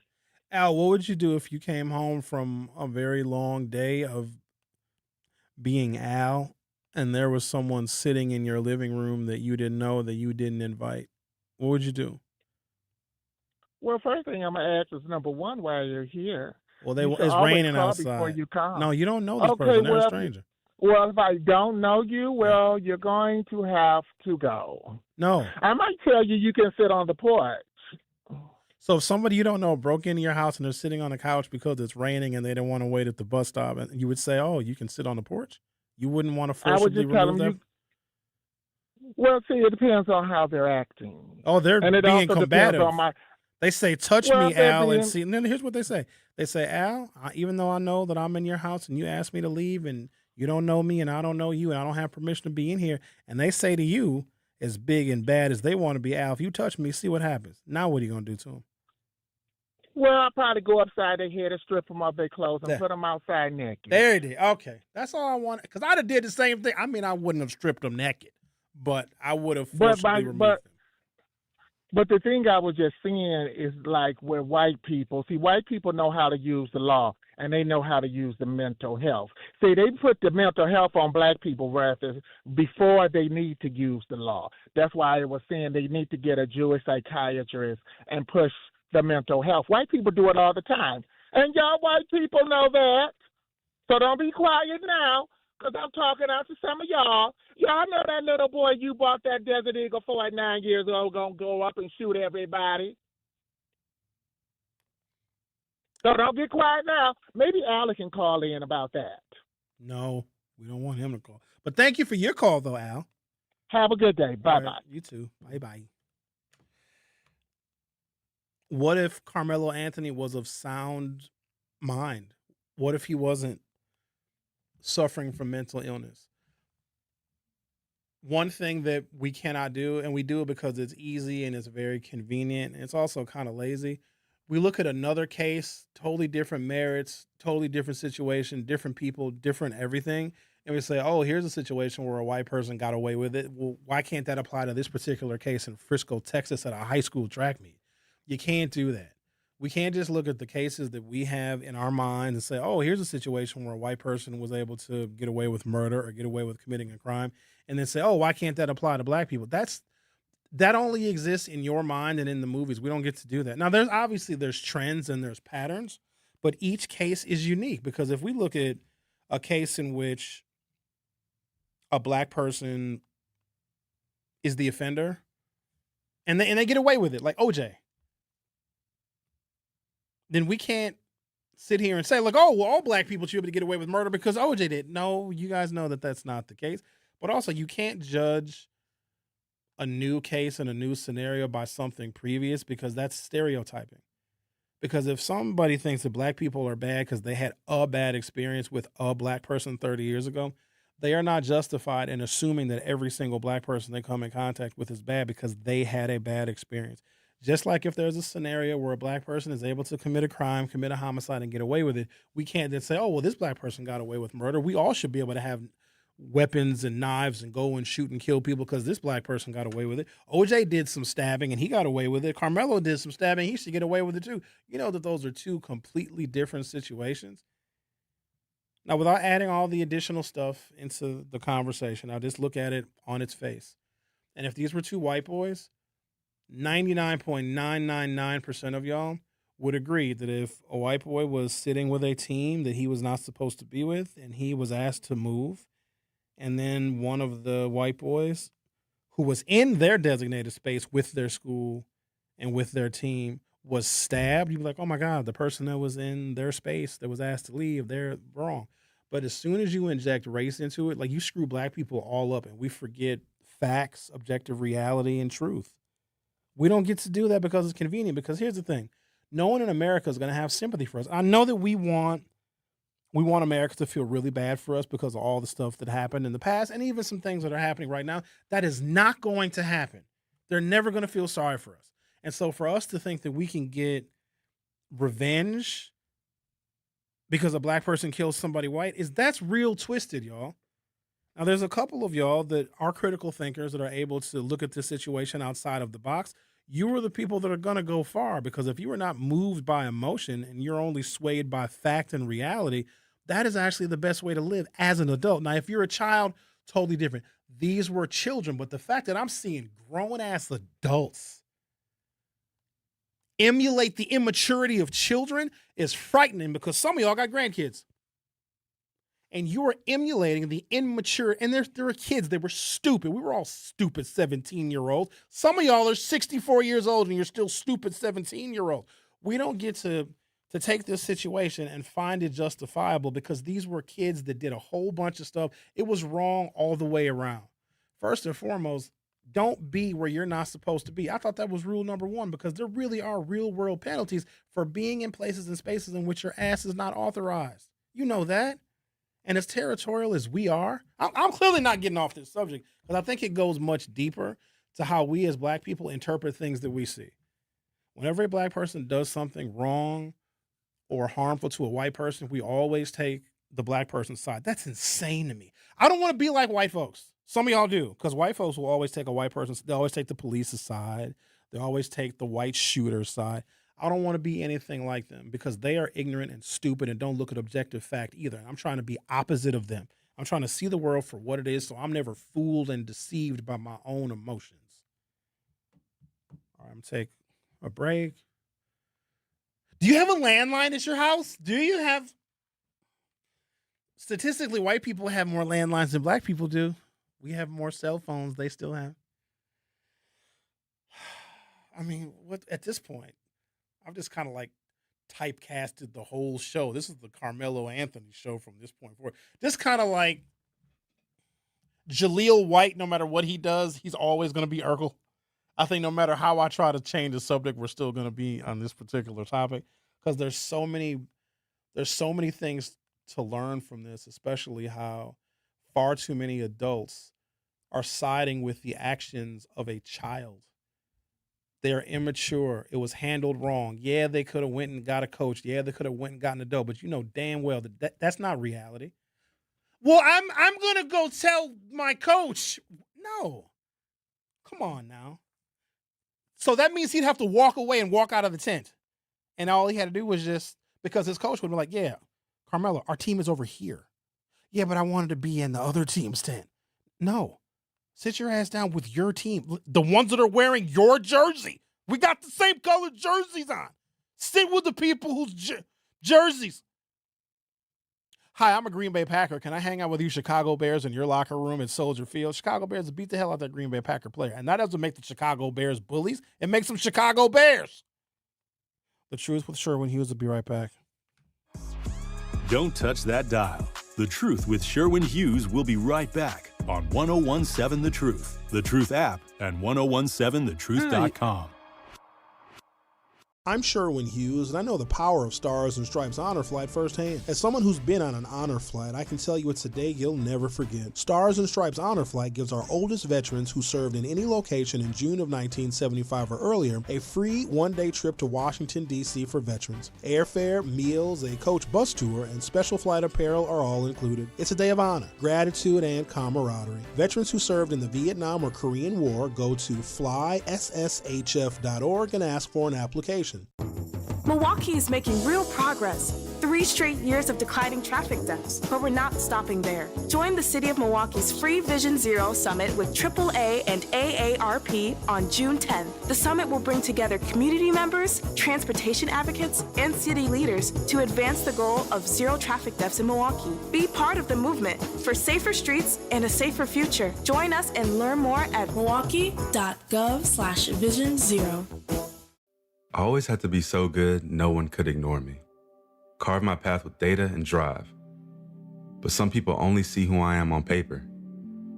The paper ceiling, the limitations from degree screens to stereotypes that are holding back over 70 million stars.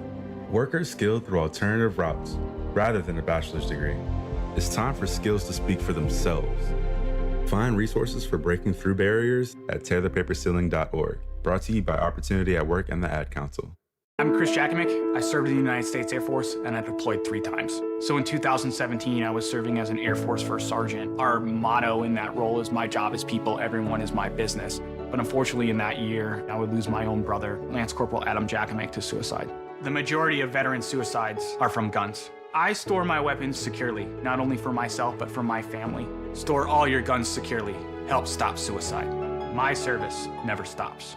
Brought to you by End Family Fire and the Ad Council. And here's Heather with the weather. Well, it's beautiful out there, sunny and 75, almost a little chilly in the shade. Now, let's get a read on the inside of your car. It is hot. You've only been parked a short time and it's already 99 degrees in there. Let's not leave children in the back seat while running errands. It only takes a few minutes for their body temperatures to rise, and that could be fatal. Cars get hot fast and can be deadly. Never leave a child in a car. A message from NHTSA and the Ad Council. Babes, what are you doing? What? I'm just mowing the lawn. No, it's blazing hot and dry out here. Don't you remember? Smokey Bear says. Avoid using power equipment when it's windy or dry. Where'd you learn this? Oh, it's on SmokeyBear.com with many other wildfire prevention tips. Right. Thanks, honey bear. 'Cause remember, only you can prevent wildfires. Brought to you by the USDA Forest Service, your state forester, and the Ad Council. This is The Truth with Sherwin Hughes on 1017 The Truth, The Truth app, and 1017thetruth.com.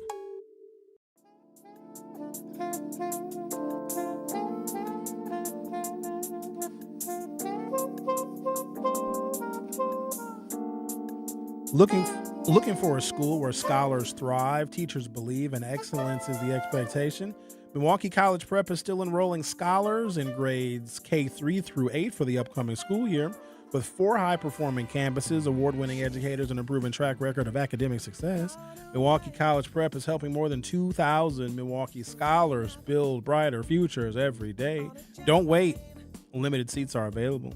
Apply today at MilwaukeeCollegePrep.com or call 414-264-6000. That's 414-264-6000. Milwaukee College Prep, excellence by design. Futures without limits. Joanne, you're on 1017 The Truth. How are you? Hey, good. Hey, Sherwin. For me, I don't think this is really about when people think nobody agrees with murder, but justice should be fair. And when it's not, that's when tensions run high, emotions run high. You know, you have a kid with no priors. He might have felt unsafe with a bunch of white people, saying get out, attacking him. We don't know what he really felt. You would know more than me. But Joanne, he was where he wasn't supposed to be, and he knew that, and he felt justified by being there because he had a weapon. So he doesn't get to play victim and, I feel threatened. If you are somewhere where you're not supposed to be, and then you are quoted as saying, touch me and see what happens, that's not somebody that's scared. That's somebody who's ready to be the aggressor. We got to stick on the merits now. I agree with that. Okay, I agree, but being tried as an adult and getting 35 years when he was a teenager. So when we look and we want to compare where the emotions come from, you take white people and you go to, because I'm in the white community. white people commit crimes and don't get the same time. And that's why the emotions run so high. And you look at January 6th, insurrectors, they're being let go left and right. You look at our administration, our president, this is committing not crimes. a conversation about every single thing that we can think of. This was I a child that know. brought a weapon to a school function, to a track meet, that was sitting somewhere they weren't supposed to be sitting. They got into an argument. He perforates this child's ventricle of his heart and he kills them. He dies in his twin brother's arms. Jurors get instructions. If this happens and this happens, and they meet the burden of proof, if there's witnesses and if there's evidence and they found the knife, and Carmelo said to one of the coaches, he put his hands on me and I stabbed him, the jurors have no choice. Now, he was facing 99 years and he got 35. So he could have gotten the full book and he could have gotten the death penalty, but he did not. So we can't do that, y'all. We can't look at white people do. I don't care what white people do. I'm not one of them and don't ever want to be one. Well, white people get away with murder. Why can't black people? Because black people, last time I checked, were real sensitive to homicide. Unless we're not. Millicent, you only have about 60 seconds because my hour is about to end, but go ahead.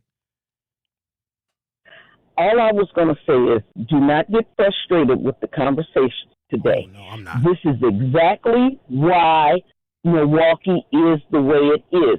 We have an excuse for everything, and when it comes out that you have to pay the price, people get mad. This is just Milwaukee. That's what you're dealing with. This is Milwaukee and the way they feel. That's why they feel like the kids can do whatever they want to do, and you don't have to punish them. They just kids. They need a place to play. They need this, and this is how we feel about the children. And that's the unfortunate part, and that is why the North Side looks like it does. Thank you for your call. Appreciate it. You are listening to The Truth with Sherwin Hughes on 101.7 FM. Don't go anywhere. I'll be right back. Don't touch that dial. The Truth with Sherwin Hughes will be right back on 101.7 The Truth, The Truth app, and 1017thetruth.com. Dreaming of owning your first home? Don't settle for a fixer-upper. Build a brand new home with Milwaukee Habitat for Humanity. They partner with first-time buyers to make home ownership possible with little to no down payment and a team that's on your side every step of the way. Even if you're just starting to explore what's possible, they're here to help you take the next step. If your household earns between $55,000 and $90,000 a year, you may qualify. Visit MilwaukeeHabitat.org to learn more. Presented by the Milwaukee County Office of Equity, the Milwaukee County Health Equity Champion Awards are back for 2026. Nominate a person or organization that's advancing equity in health, education, economic opportunity, or neighborhood well-being. New this year, the Equity in Action Youth Leadership Award to honor the incredible work of young leaders aged 13 through 18 who are making a positive impact in Milwaukee County. Submit your nomination by Friday, June 19th at county.milwaukee.gov/EC Awards. Celebrate those who are making Milwaukee County healthier and more equitable, one action at a time. Questions? Call 414-278-7979 or email equityoffice@milwaukeecountywi.gov. When a warrior faces adversity, he fights through it. He finds a way. Freedom isn't free. Rolling strong. Belief. Believe you can, and you will. Wheelchairs for Warriors provides mobility solutions to veterans and first responders injured in the line of duty. Join the mission and visit wheelchairsforwarriors.org. Here's the deal. We gotta set ourselves up. See, retirement is the long game. We gotta make moves and make them early. Set up goals. Don't worry about a setback. Just save up and stack up to reach them. Let's put ourselves in the right position. Pre-game to greater things. Start building your retirement plan at thisispretirement.org. Brought to you by AARP and the Ad Council. For 75 years, the Muscular Dystrophy Association's voices have thundered through the halls of Congress. For 75 years, we've willed the impossible into existence. For 75 years, the MDA community has pushed the science, shifted the narrative, and established the field of neuromuscular medicine. And until that day, when this is all a thing of the past, you couldn't stop us if you tried. Join us and celebrate 75 years of breakthroughs at MDA75.org. You're listening to Milwaukee Black Talk on 101.7 FM. The Truth. And 1510 AM. W269DL. Milwaukee. A Milwaukee Black media company. More of The Truth with Sherwin Hughes is next on 101.7 The Truth, The Truth app, and 1017thetruth.com.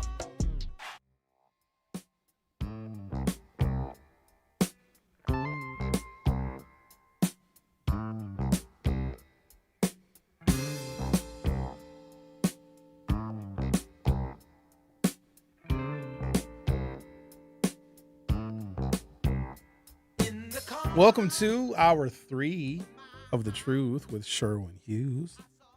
If you haven't subscribed to my YouTube channel, Hughes Views 414, well, hell, I don't know what you're waiting for. I briefly discussed the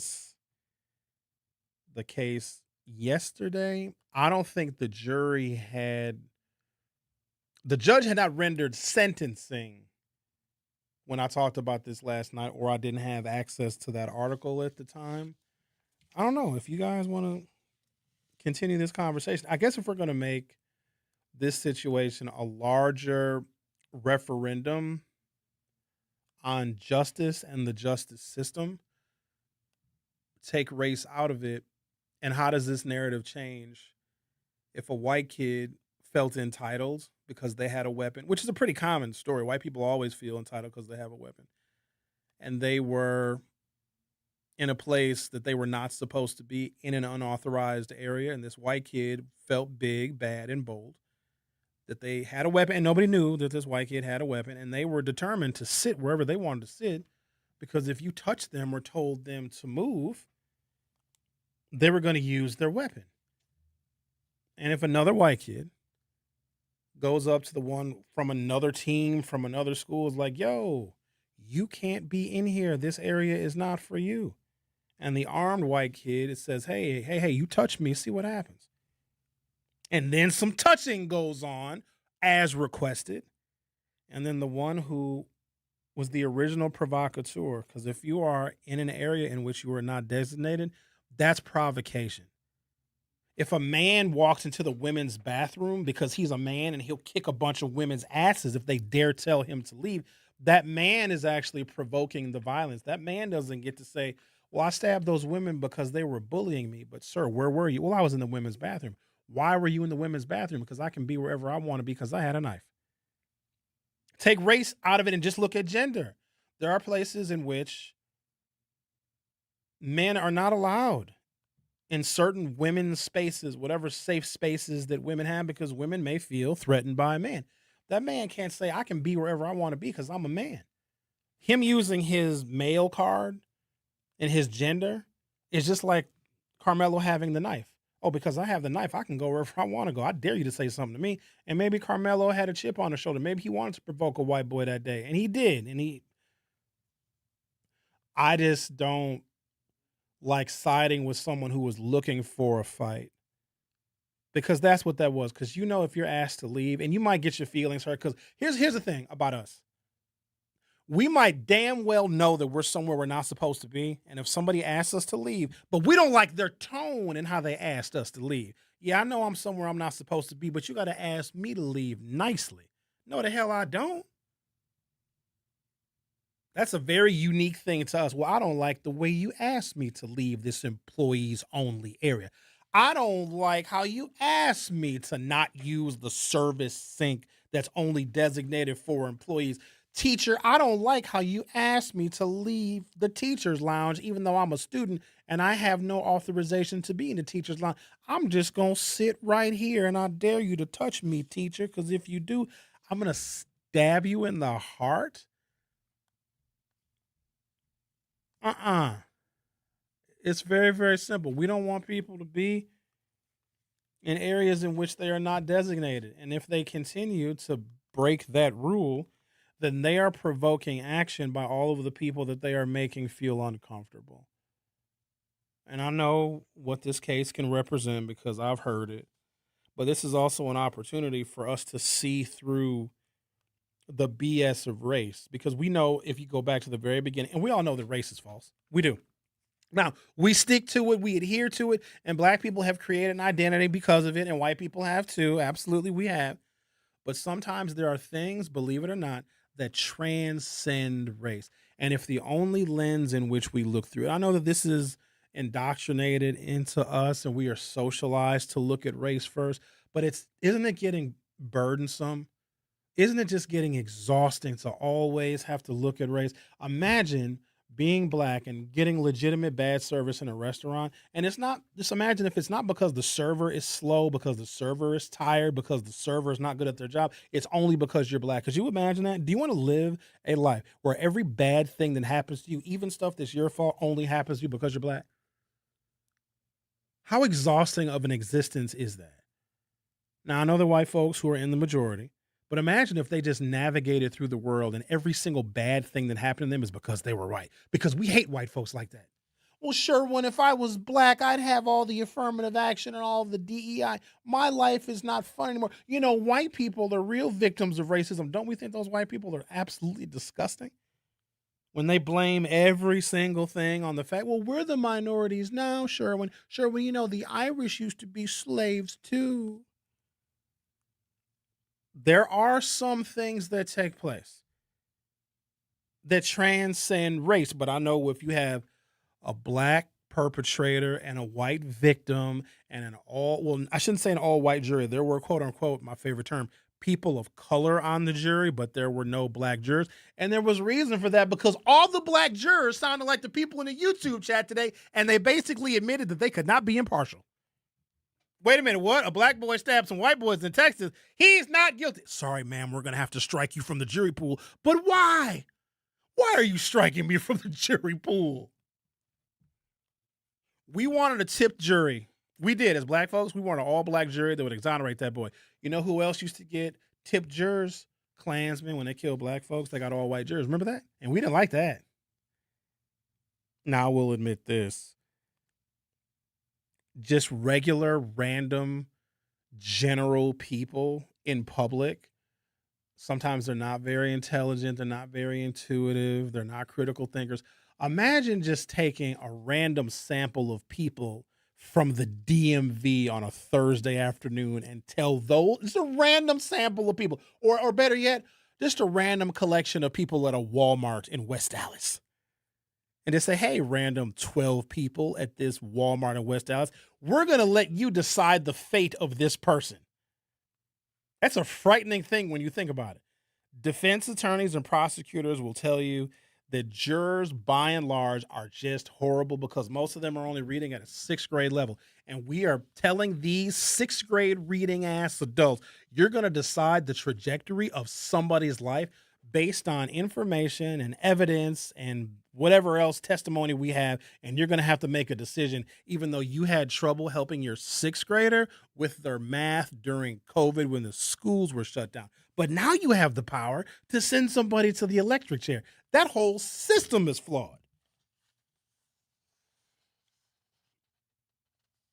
There are a couple of situations that transcend race, but I know it's very, very difficult, but it takes a particular kind of person to be able to see above that, and not everybody can.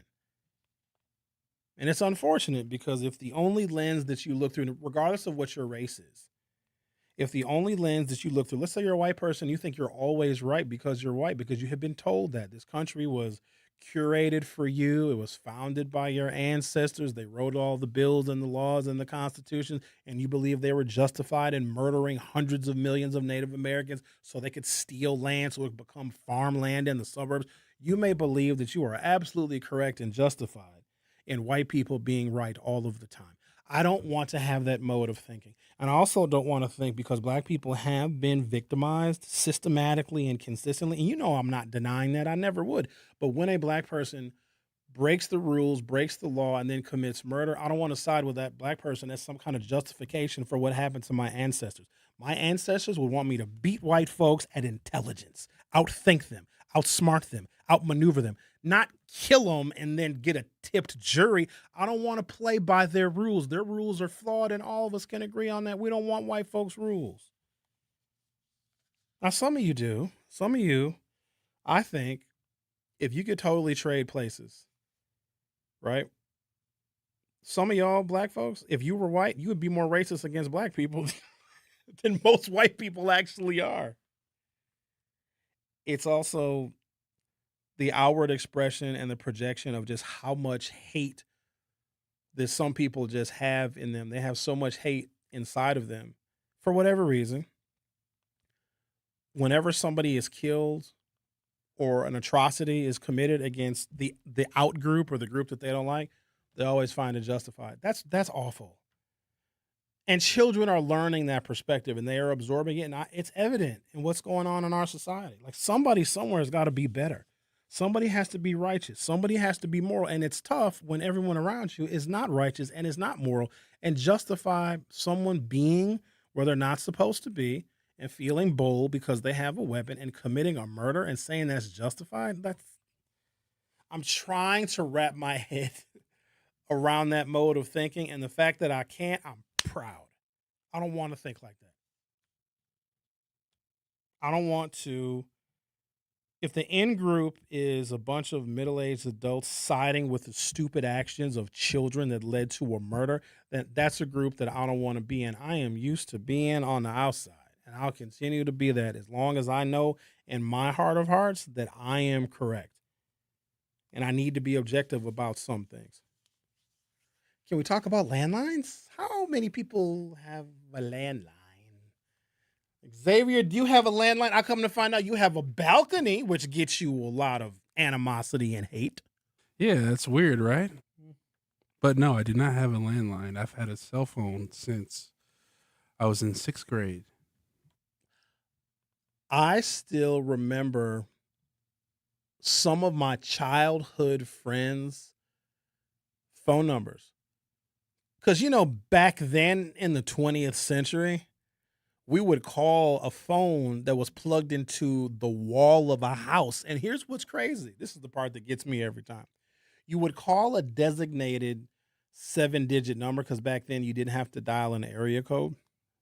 Hell, back then the 414 area code went from Green Bay to Kenosha. Can you imagine that? Now it's 262 and 920 and all sorts of things. And so you would call this designated 7-digit number. And anybody could answer the phone. Like you would have to ask for the specific person that you wanted to speak to. That is a reality that most people don't even recall anymore. Imagine if you call somebody's cell phone and the person who you called doesn't answer. You got to, hey, can you give the phone? I know I called your phone, but can you give your phone to people that are near you? Like not you. I want to talk to someone that's in your vicinity. Imagine calling a house phone and having to ask for a specific person that didn't answer the phone. You be somewhere where there's a house phone and the phone rings, right? And then multiple, because there's different phones in different rooms. It might be a phone in the bedroom. Everybody had a wall phone in the kitchen with that long ass cord. You remember how long the kitchen cord would stretch? It would stretch to the living room. I'm talking about even before we had cordless phones. And so I would answer the phone in the kitchen. And let's say, I don't know, my brother answered the phone in the bedroom. And I say, oh, no, Tyler, I got it. Hang up the phone. And he don't hang it up. He hits mute. And then he can listen to my whole conversation of me talking freaky to some gal. People could listen to your phone calls in the same house. Not to mention if you had a party line. Do y'all know what party line is? Xavier, I bet you never heard of a party line. It's not what you think. Like, oh, it's a line where people are partying. No, a party line is there's one phone line that serves like 10 different families. So when you picked your phone up at your house, you heard the neighbor's conversation and they had no idea that you were on the phone. I ain't lying to you. And it was mostly here's another situation with race, in rural Southern Black communities, they didn't have designated phone lines for each house. Like the whole community would share one phone line. And so you would pick the phone up and like you might have to make an emergency call. You would have to tell the people that are using the phone, hey, can y'all hang up? I need to make a call. And they can go tell you to F yourself. And you would just continue to listen to the telephone call. It was the craziest thing ever. My grandmother at her house in Itala County, Mississippi, had a party line. And I wasn't used to that living up north. So I picked the phone up because we were going to call my aunt or my cousins or somebody. And I was like, why y'all on our phone? And my mother was like, Sherwin, this is a party line. You can't talk to those people like that. Screw those people. They must be in the house somewhere. Like, no, they're down the road. Take a break, come back, make more grand prognostications about race, weaponry, and trespassing. Kyle Wallace saying sugar honey iced tea on ESPN, which made him a viral sensation. Whatever you want to talk about, we'll talk about it. On The Truth with Sherwin Hughes, exclusively on 101.7 FM. Don't go anywhere. I'll be right back. Don't touch that dial. The Truth with Sherwin Hughes will be right back on 101.7 The Truth, The Truth app, and 1017thetruth.com. Educators Credit Union is more than a place to manage your money. They're where your financial possibilities take shape. They're more than transactions. They're conversations about your financial goals. More than numbers, they're community advocates who support free, local events that are accessible to all. They foster community because we are stronger together. Educators Credit Union is people helping people. Become a member at ECU.com. Insured by NCUA. Membership eligibility required. Make your home and family safer by properly getting rid of nasty chemicals and fire hazards. MMSD's Home Hazmat program offers 3 drop-off centers that are open all year long. It's fast and easy. You don't even have to get out of your car. And it's free to visit the drop-off. Lithium-ion batteries, old gas, propane tanks, they take all of that and more. For a list of things you can and cannot bring, locations and hours, go to MMSD.com. Milwaukee County residents only. No businesses. You can't buy a best friend. You can love them, walk them, pet them, and care for them, whether they want you to or not. You can take a picture or 50. You can fly to the moon, travel the world, or just stay in bed. You can't buy a best friend like that, but you can adopt one. There are millions of pets waiting for a best friend just like you. Help us save them all at bestfriends.org. Talking about guns with others might not always feel comfortable, but it could save a life. Here's a way to start a conversation. Your family is going over to your neighbor's home for dinner for the first time.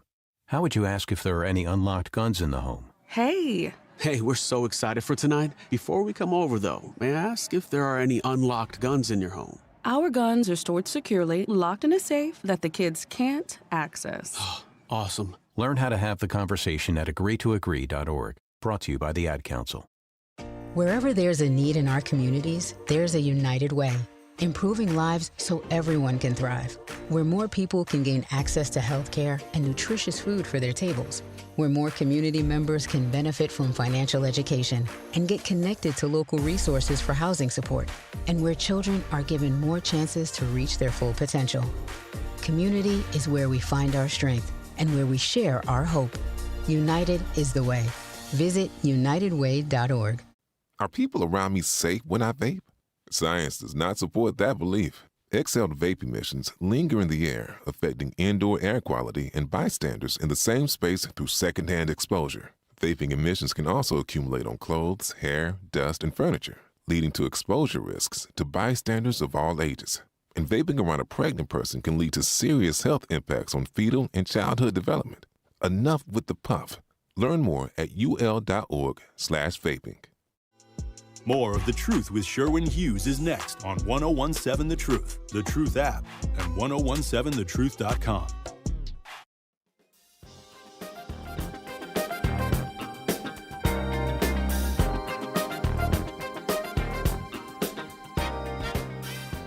Sam wants to know, and I'm going to read his YouTube comment verbatim, and I'm not sure when he left this comment. You know what we can do?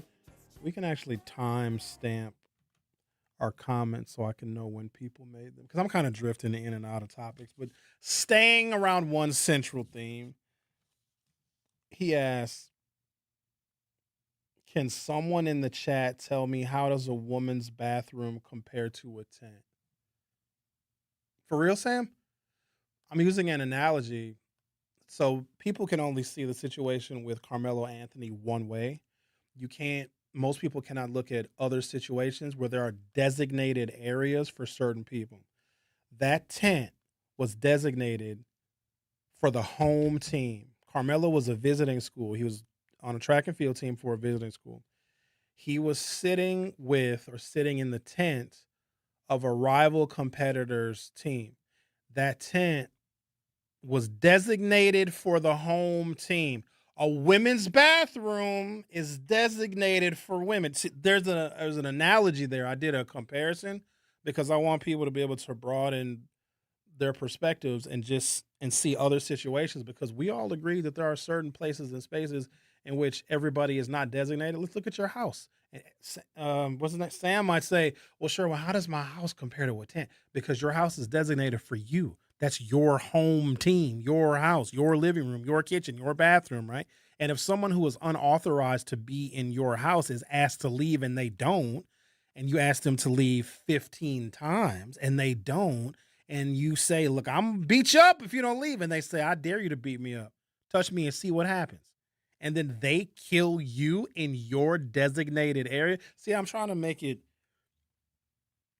change the perspective here a little bit so we can see that if you are in an area you're not supposed to be in. Here, I'll tell you what, why don't you guys screw parking spots? Park next time you go to the store, park in front of the doors that open when you walk in the grocery store, the electronic door, park in front of there. And just leave your car there. So, well, I can park wherever I want to park. I don't care. I've got a knife. Go ahead. And then when they tow your car, is the tow company a bully? Go and hang out where you're not supposed to be. Are you a Crip? Go hang out with the Bloods in their hideout because it's raining. And they'll say, oh, excuse me, sir. You're wearing the wrong colors. So what? It's raining. I don't want to get my bandana wet. I just got these cornrows done. You know how much this costs? I had to sit in the chair for 12 hours. Yeah, but you're not. Excuse me, you're not supposed to be here. Go into a restaurant and just walk your ass back in the kitchen and tell them, well, I'm going to eat in the kitchen right next to the chef. They'll say, excuse me, sir. You're not supposed to be eating in the kitchen. I don't care. I got a knife. I'll eat wherever I want to eat. You will serve me in this kitchen. And then a bunch of chefs rough you up and throw you out of the kitchen. Are the chefs bullies? Or are you not listening? And also know that I'm over here justifying a child's behavior to adults. That's the worst part about all of this. Y'all want to side with that 17-year-old boy so bad. He's a kid. He did something stupid. We're adults because, we've grown and matured out of certain things. We also realize something as adults. Some situations ain't worth the consequence. It's not. To sit yourself where you are not wanted and are not supposed to be you're inviting unnecessary consequence. I tend to be risk averse. There's certain places I simply won't go, and not because it's guaranteed I might get bad service. It's just not worth it. I don't hang out in certain places on the South Side because I just don't. I'm sure I could be welcome there, but I just don't because I'm risk averse. I know that my black ass may not be wanted and welcome in a certain spaces, and I won't impose myself in those spaces just because I have a weapon. That's insane. Because guess what happens when you live by the sword? You remember that one? Live by it, die by it. I don't want to die that way. I want to die when I'm old, preferably having sex with a much younger woman where I can come and go at the same time. If they ask me, Sherwin, how do you want to go? Well, when I'm coming. Can I say that on the radio? Yes. All right. Some things just aren't worth it, and I want, because we have some new hosts here that are focused on the youth and bringing the youth into our conversations, and they want to engage the youth. I hope that the youth didn't hear this conversation today. I really hope they didn't hear responses from the adults and the mature folk in our community, because then our kids would hear justifications on their actions as children. So there's never any need for them to grow up and mature. We have to have this thing that seems to be missing, and I hate it. And adults hate it too, and black folks really hate it. It's called respect. I respect the fact that I'm not supposed to be here. This is your space, your team space. And if I was confused, I can look at the colors of the jerseys and the name of the school and see that it doesn't match mine. Now, should anybody have been killed? Of course not. But don't we want young people to have respect? And since when does having a weapon allow you to usurp the basic principle of respect? And then we want to throw in all of the history in the United States. We are skirting the real point here. Carmelo was being disrespectful, and he didn't care because he was armed, and he admitted he stabbed that boy because somebody put their hands on him. Now, I could see if they started kicking his ass immediately upon walking into the tent.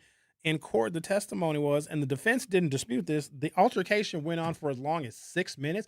Why are you arguing with somebody who's not supposed to be where they're at for 6 minutes? And 6 minutes is a long time. In that amount of time, everything is going to escalate. Now, I can only use myself as an example. Oh, Sherwin, you're not supposed to be in here. Oh, I'm not. My fault. But it's raining outside. That's why I sat in here. Yeah, we don't care. You're not allowed over here. All right, cool. I'm out. I'll go to where people will welcome me because that is where I prefer to be. Like, water runs downhill. If I'm not wanted over here, like, why am I imposing myself? I don't want us looking for a fight. And just because you have a weapon, it's never going to end well. All we are saying is give peace a chance. You know what I mean? That's all. Makes sense to me. Exactly. It makes sense to you. You got a landline? Who has a landline phone? Based on broadband access, device ownership, internet use, and digital connectivity, Asian Americans are much more likely to engage with technology. Number 2 is white Americans. Number 3 is Hispanics. Oh, look who's bringing up the rear, the blacks. However, if you rank the frequency of mobile technology use, social media engagement, streaming, and smartphone dependence, then black Americans move to the top of the list. I don't even know how this is even relevant. By 2025, smartphone ownership is extremely high across all major racial and ethnic groups in the United States, roughly 90% or higher. Which is crazy because we probably have a poverty rate in America of, I don't know, 14, 15%, but everybody has a smartphone. Even poverty in America is gauged differently than poverty in other countries, and I think that we lose sight of that and don't have a perspective of that. Like, if you go to, like, certain small towns in India, people are going number 2 on the side of the road and just walking their mule, if they're lucky enough to have a mule. We have Uber.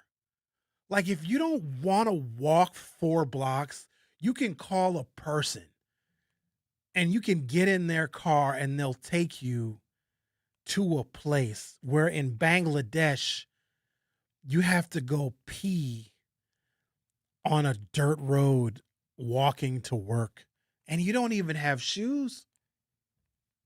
Poverty in America probably has 3 or 4 different pairs of Jordans. A couple of them you don't even wear because you don't want to crease them. Poverty in America has a flat screen TV, several, and kids with baby Jordans. Do you remember back in the day where if you had real nice shoes, people would rob you for your shoes? Remember that? If you had a real nice winter coat, remember triple fat goose coats? Of course you don't remember because they were stupid. But kids would shoot and kill each other over coats. Could you imagine some of these 2-year-olds that you guys are buying Jordans if another 2-year-old would rob another 2-year-old for some Jordans? The world is a crazy place. I'm glad that some of us have gained perspective in all of this. I also come to find out that if you have an inability to transcend the lens of race, it only hurts you. I mean, if you're black, if you're white, if you're Asian, if you look at the world only through a racial classification that was given to you, and that's the only way you can see the world. Now, in some cases, it is that personal and objective reality, but not in every single case. We have to use this thing called discernment, and we have to be able to differentiate. Because if we can't as black people, we will never want to leave the house because every single bad thing that could ever happen to us, we're just going to blame on the fact that we're black. I happen to love being black because I'm not associated or related to them. And I don't want to emulate what they can get away with. This has just got me. I'm disappointed in us that we are sounding more like them than they sound like them. And that ain't good now. Because even if we try to be like them, we won't be able to compete. They have immorality perfected. We are righteous because we don't absorb their flawed perspectives. But when we do, we are proving that white supremacy has a much bigger impact on the black psyche than we would ever want to admit to. I don't want anyone to provoke another human being and feel that they are justified in doing so because they have a weapon and then they actually use that weapon to kill and then think that they can get away with it. In order to get away with it, they need a tipped jury. Okay, I got to stop talking about this. I'm obsessed with the many, many lessons that exist in this one particular case. It's like the gift that keeps on giving. We might have to do this show as a replay. Replay this one over the weekend. Let them feast on this one. All right, I can do that. Yeah, let them. And here's what's crazy. I'm having black people threaten me. Ain't that something? Very interesting. Sherwin, we'll kill you because you don't think like us. Kiss my ass. I probably shouldn't say that. That's not nice. But you know what I mean? think you can say that. This is wild stuff. It's a figure of speech. You got a landline? I got a cell phone. The Truth with Sherwin Hughes will be right back. Don't touch that dial. The Truth with Sherwin Hughes will be right back on 1017 The Truth, The Truth app, and 1017thetruth.com. My mom has decided to learn to paint, and she's good. My dad's now into creative cuisine, and I've already put on 6 pounds. Learning new things comes with age. My mom, she started forgetting my name and what we're talking about. Forgetting well-known things doesn't. Memory loss may be a sign of Alzheimer's disease. Early detection gives you and your loved one time to plan for the future. Learn the warning signs of Alzheimer's at 10signs.org. Brought to you by the Alzheimer's Association and the Ad Council. Don't act like that. Don't wear that. Don't think that. I've heard everything you tell yourself every time you felt different. And I want you to know that you can be vulnerable and powerful. That taking care of your mind is taking care of everyone you love and who loves you. Love your mind. Find mental health resources at loveyourmindtoday.org. Brought to you by the Huntsman Mental Health Institute and the Ad Council. The possibility of lung cancer can be pretty scary, especially if you're one of approximately 8 million current or former smokers at high risk. That's why SaveByTheScan.org wants you to know that now there's a breakthrough low-dose CT scan that can detect lung cancer early, and it only takes 60 seconds. You stop smoking, now start screening. For an easy quiz to see if you're eligible, visit SaveByTheScan.org. It could save your life. SaveByTheScan.org is brought to you by the American Lung Association's Lung Force Initiative and the Ad Council.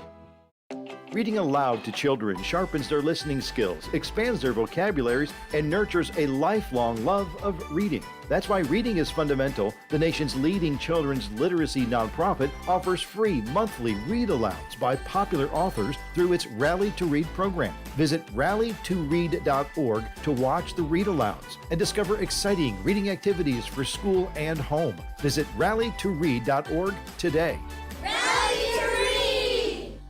We asked parents who adopted teens to share their journey. When I met both of them, it was like my missing pieces were found. Like it was just like an instant, these are my kids.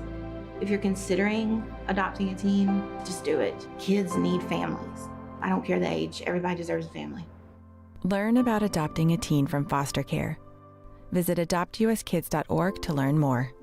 A message brought to you by Adopt US Kids, the U.S. Department of Health and Human Services, and the Ad Council. Not completing high school is more of a social thing than it was an academic thing. Even though all these years have passed, I still had that longing to have my diploma.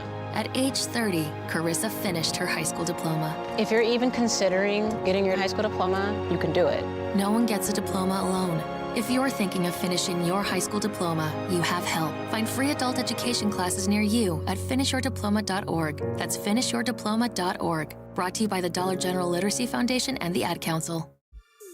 This is The Truth with Sherwin Hughes on 1017 The Truth app, and 1017thetruth.com.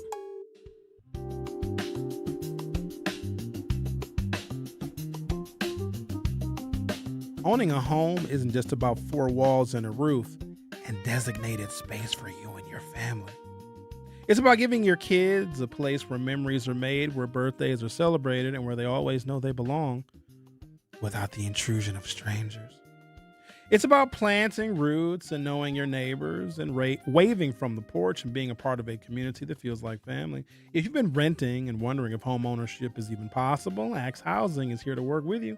An Axe Housing coach will help you create a plan, build a budget, and move step by step into owning a place you can truly call your own.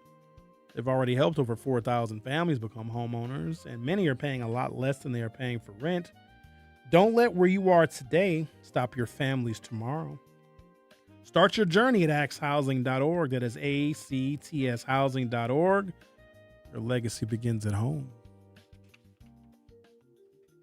What's the poll say? I don't even care about a landline, actually. It was surprisingly high. It was higher than I thought it would be. I thought it would be closer to like 90-10. Oh, I have it right here. Is there a landline phone in your primary residence? 25% say yes. So you pay a separate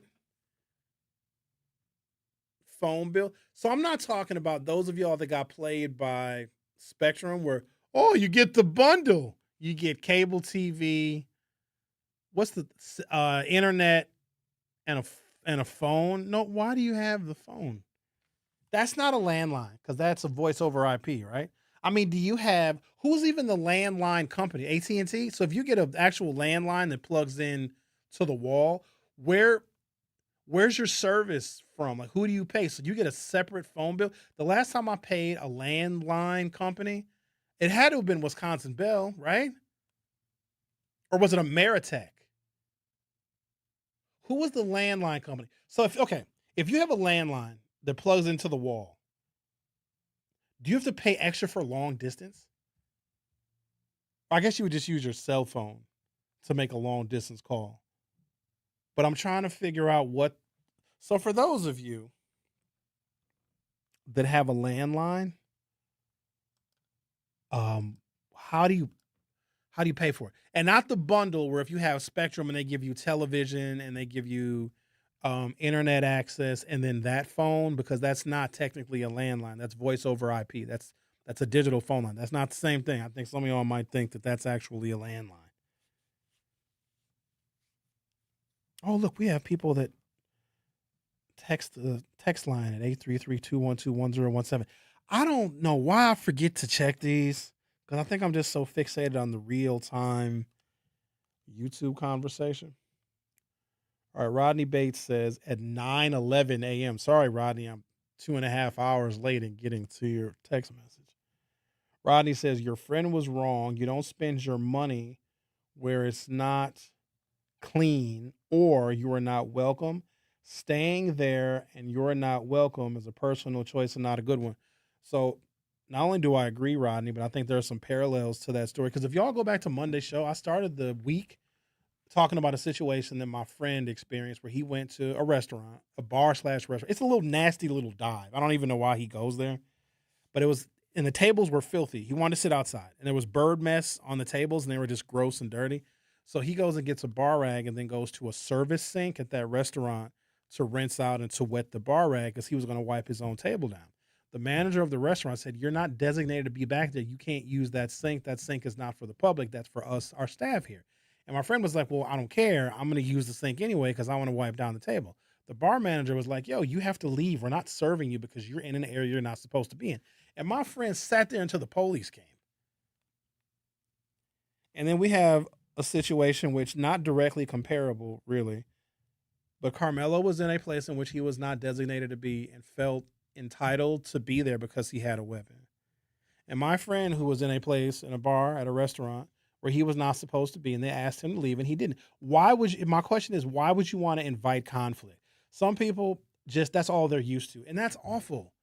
Like, conflict to them is normal. That's their default setting. I want to avoid it because I know how quickly it can escalate, and then what do? Then you're sitting and you're full of regret, and you say to yourself, here's one thing about growing up and getting older. Here I go again. I thought I was talking about landlines. Y'all got me back on it again.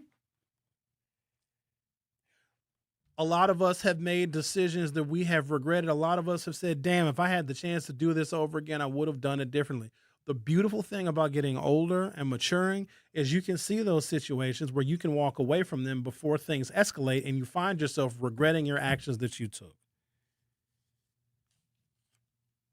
If I'm asked to leave a place, you think I'm going to fight with you on why I need to stay? If they have a dress code and I'm not meeting their dress code, you think I'm going to argue with the dress code and explain to them or beg them why I should be granted entry? If you don't want me, even if the dress code is considered quote unquote racist, we as black folks will fight a dress code that we know is racist and still want to go in that establishment. And maybe sometimes they break. Okay, fine. You argued us down, even though you're violating the dress code. We'll let you in. Now you got to worry about how they're going to treat you once you get in there, and your stupid ass is spending money in a place that told you with a sign in print that they didn't want you. Only us. I'm worried that somebody going to spit in my drink or throw my food on the floor, because if I got to push my way into a place that makes it clear that they don't want me, then now I am putting myself in a vulnerable situation. Sherwin, we don't want you to come in here. Cool. Bye. All right. I'm not. Why? Please. I have money. I have so many monies. I have many different monies.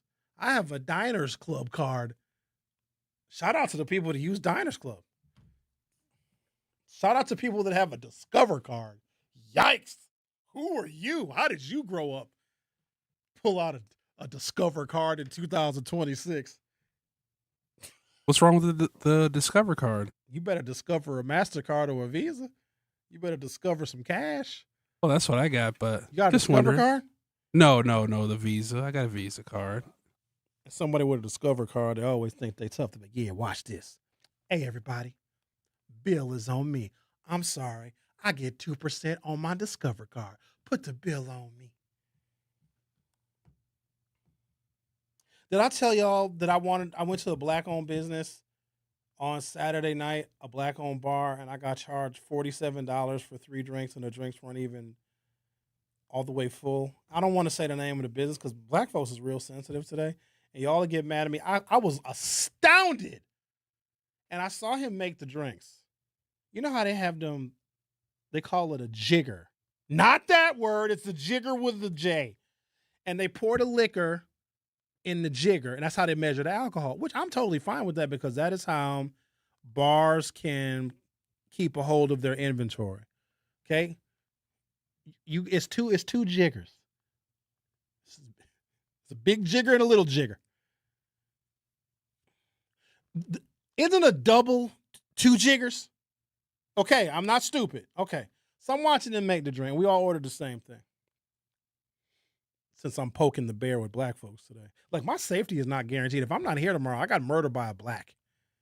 Well, you don't care anymore? What am I going to do?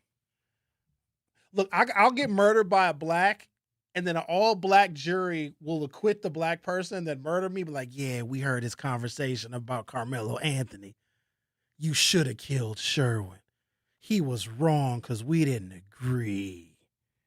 So I'm watching this brother make my drink. And it was in a little rocks glass. It wasn't even in a big tall glass. I ordered a Tito's and seltzer. And he poured 1 jigger's worth of vodka in my drink. And then he took the gun and he stopped just above halfway. And there was ice in the glass too. So I didn't have very much liquid. And so whatever, I'm watching him make the drinks. I'm assuming that the price is going to be reflective of how short the drink was, even though I asked for a double. So he pours in 1 shot in mine, 1 shot in my homeboy's drink, and then 1 shot because we were with my homeboy's girlfriend was with us too, and she got the same thing. Okay, he brought the drinks over, put straws in them, doot doot doot. $47. I said, I'm sorry.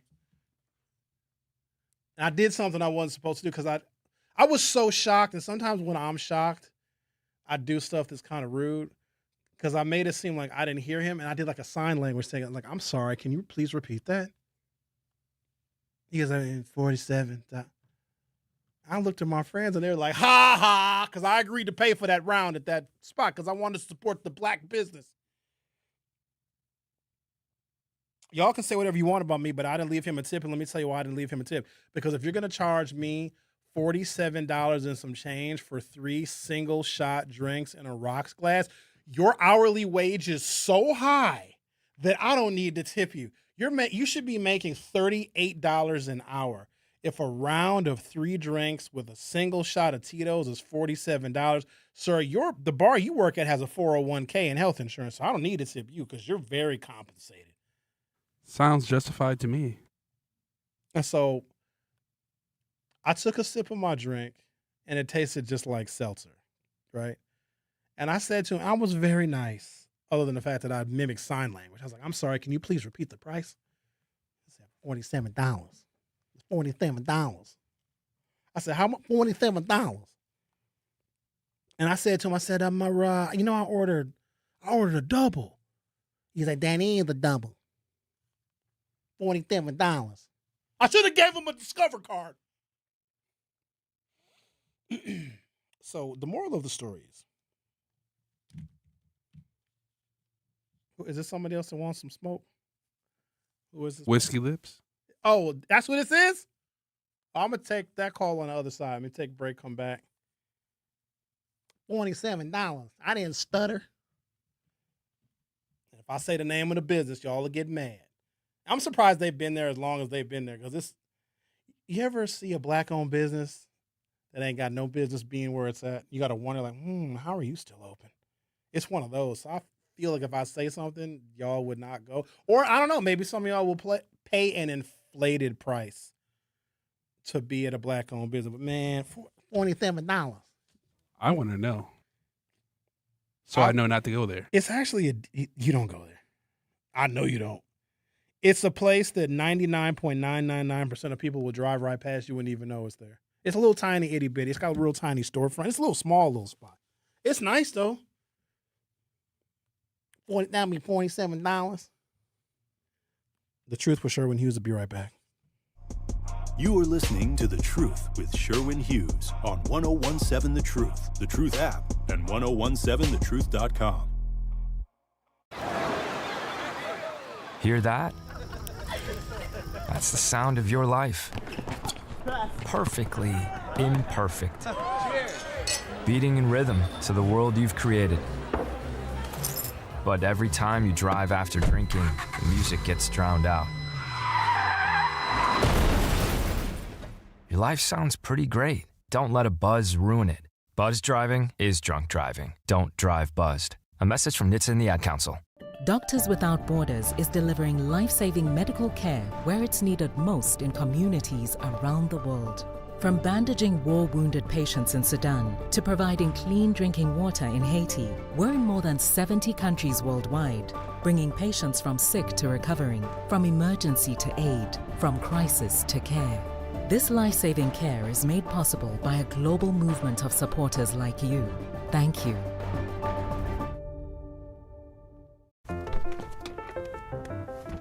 Mommy, can I sit in the front seat just this one time? Please, please, please. No, not yet. But why? Because I love you, and you're just not ready yet. Now, get in the back so I can get you in your car seat, please. Putting your kids in the right seat for their age and size is an act of love.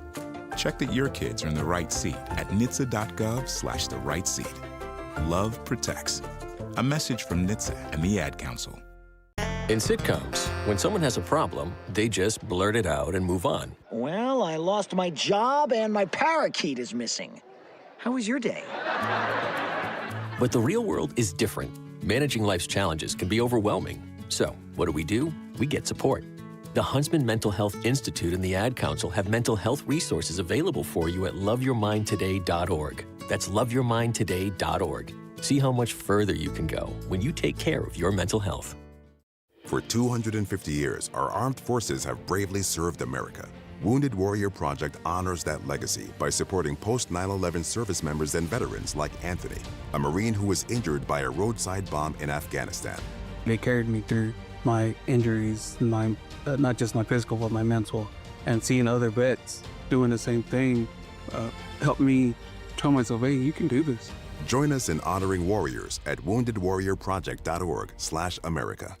In the United States, a vehicle is stolen every 31 seconds, about as long as this message. Luckily, you can take a few easy steps to protect your car in the same amount of time. Remove your valuables, roll up your windows, don't leave your car running unattended, lock your doors, and take your keys or fob. If you have information about a crime, call the police. If you suspect insurance fraud, also call 800-TEL-NICB. A public service message from the National Insurance Crime Bureau. More of The Truth with Sherwin Hughes is next on 1017 The Truth, The Truth app, and 1017thetruth.com. American Family Insurance is a proud sponsor of The Truth. For almost 100 years, they've been committed to helping families protect what matters most: your home, your vehicle, and the dreams you're building every single day. And if you're part of the Truth audience, you already know your hard work is yours. That's why having the right protection in place matters. American Family helps you stay ready for whatever life brings so you can focus on moving forward. Insure carefully, dream fearlessly with American Family Insurance. Get a quote or find an agent at amfam.com. Lisa, you're on 1017 The Truth.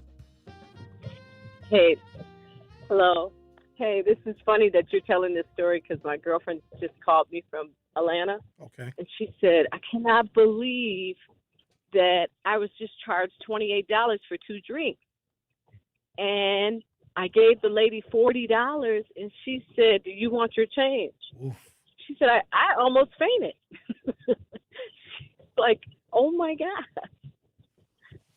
And this was in Atlanta, but Atlanta's more expensive though. I'm not used to stuff costing that much money in Milwaukee, and I also don't like how not all but some black-owned bars and establishments in Milwaukee, because how they create their pricing, they put too much emphasis on profit instead of having reasonable prices where people buy more. Because had those drinks been what I paid $47 for, had those drinks been $30, I would have stayed and got another round.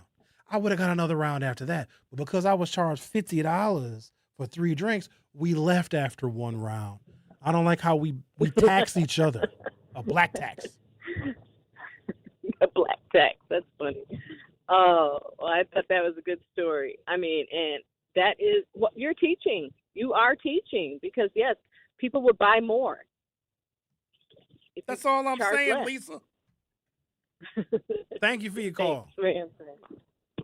All right. I thought Lisa he was innocent. That's what I thought she was coming with. But that was a different Lisa than the one I'm used to, because when I see Lisa on my call screen, I got to get ready to batten down my hatches because that little one-legged Lisa, she be wanting to smoke. She has been threatening to come up here. She's like, Sherwin, as soon as I get my leg, I'm going to come up there. I'm going to come to the market hall and fight you. Lisa, you're not designated to be back here. I don't care, Sherwin. I got a knife. I keep it in my one leg. My leg has got a pocket in it. My fake leg, that's not funny. That's not. It's pretty funny. No.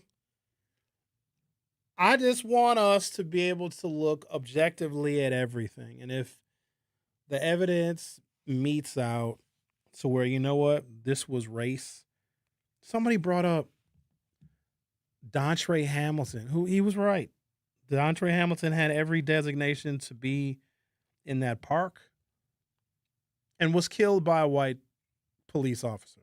Totally different scenario. Like, we bring up any situation that we can think of that was overtly racial, and we compare it to situations where there were other factors. Some of y'all will be terrible lawyers. I think this is why only 5% of attorneys are black people. Because imagine a black attorney, Your Honor, this was a pure case of racism. Yeah, but your client stole a vehicle, ran a red light, and smashed into an ambulance where a pregnant lady was about to give birth. If there wasn't racism in America, then my client would not be forced to have to steal a car. Yeah, but your client also ran a red light. Red is frightening to the black man because red represents the blood that has shed over America because of slavery. Okay, but then your client ran the red light and then hit an ambulance with a pregnant lady and said, teen pregnancy is a problem in America because of lack of educational resources. We will make every damn thing about race. Some things are. Some things are not. What other text messages have we received throughout the day? Millicent said that's called mother dictatorship at 9:12 a.m. Ron said posing a good question, then getting hung up on isn't good radio. I said he didn't agree. So when I do that, because a lot of folks think that they are entitled to argue and to talk over me because that's how you're used to communicating with your friends and your family members. And I appreciate some people considering me like a friend or a family member, but I got to be concerned about a listening experience.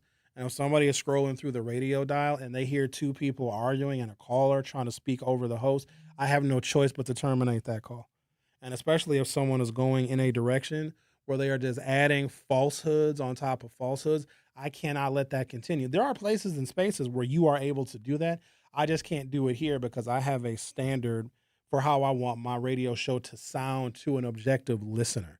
And so I'm not going to argue with someone who is introducing new information to try and make their point, or someone who wants to be insulting because they know that their argument has no merits. I'm going to terminate that call every single time.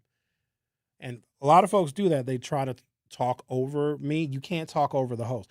Talk over your baby mama. Talk over her. Talk over your baby daddy. Not a host, because I got to be concerned about someone who's turning on the truth for the first time and they just hear a bunch of people yelling at each other.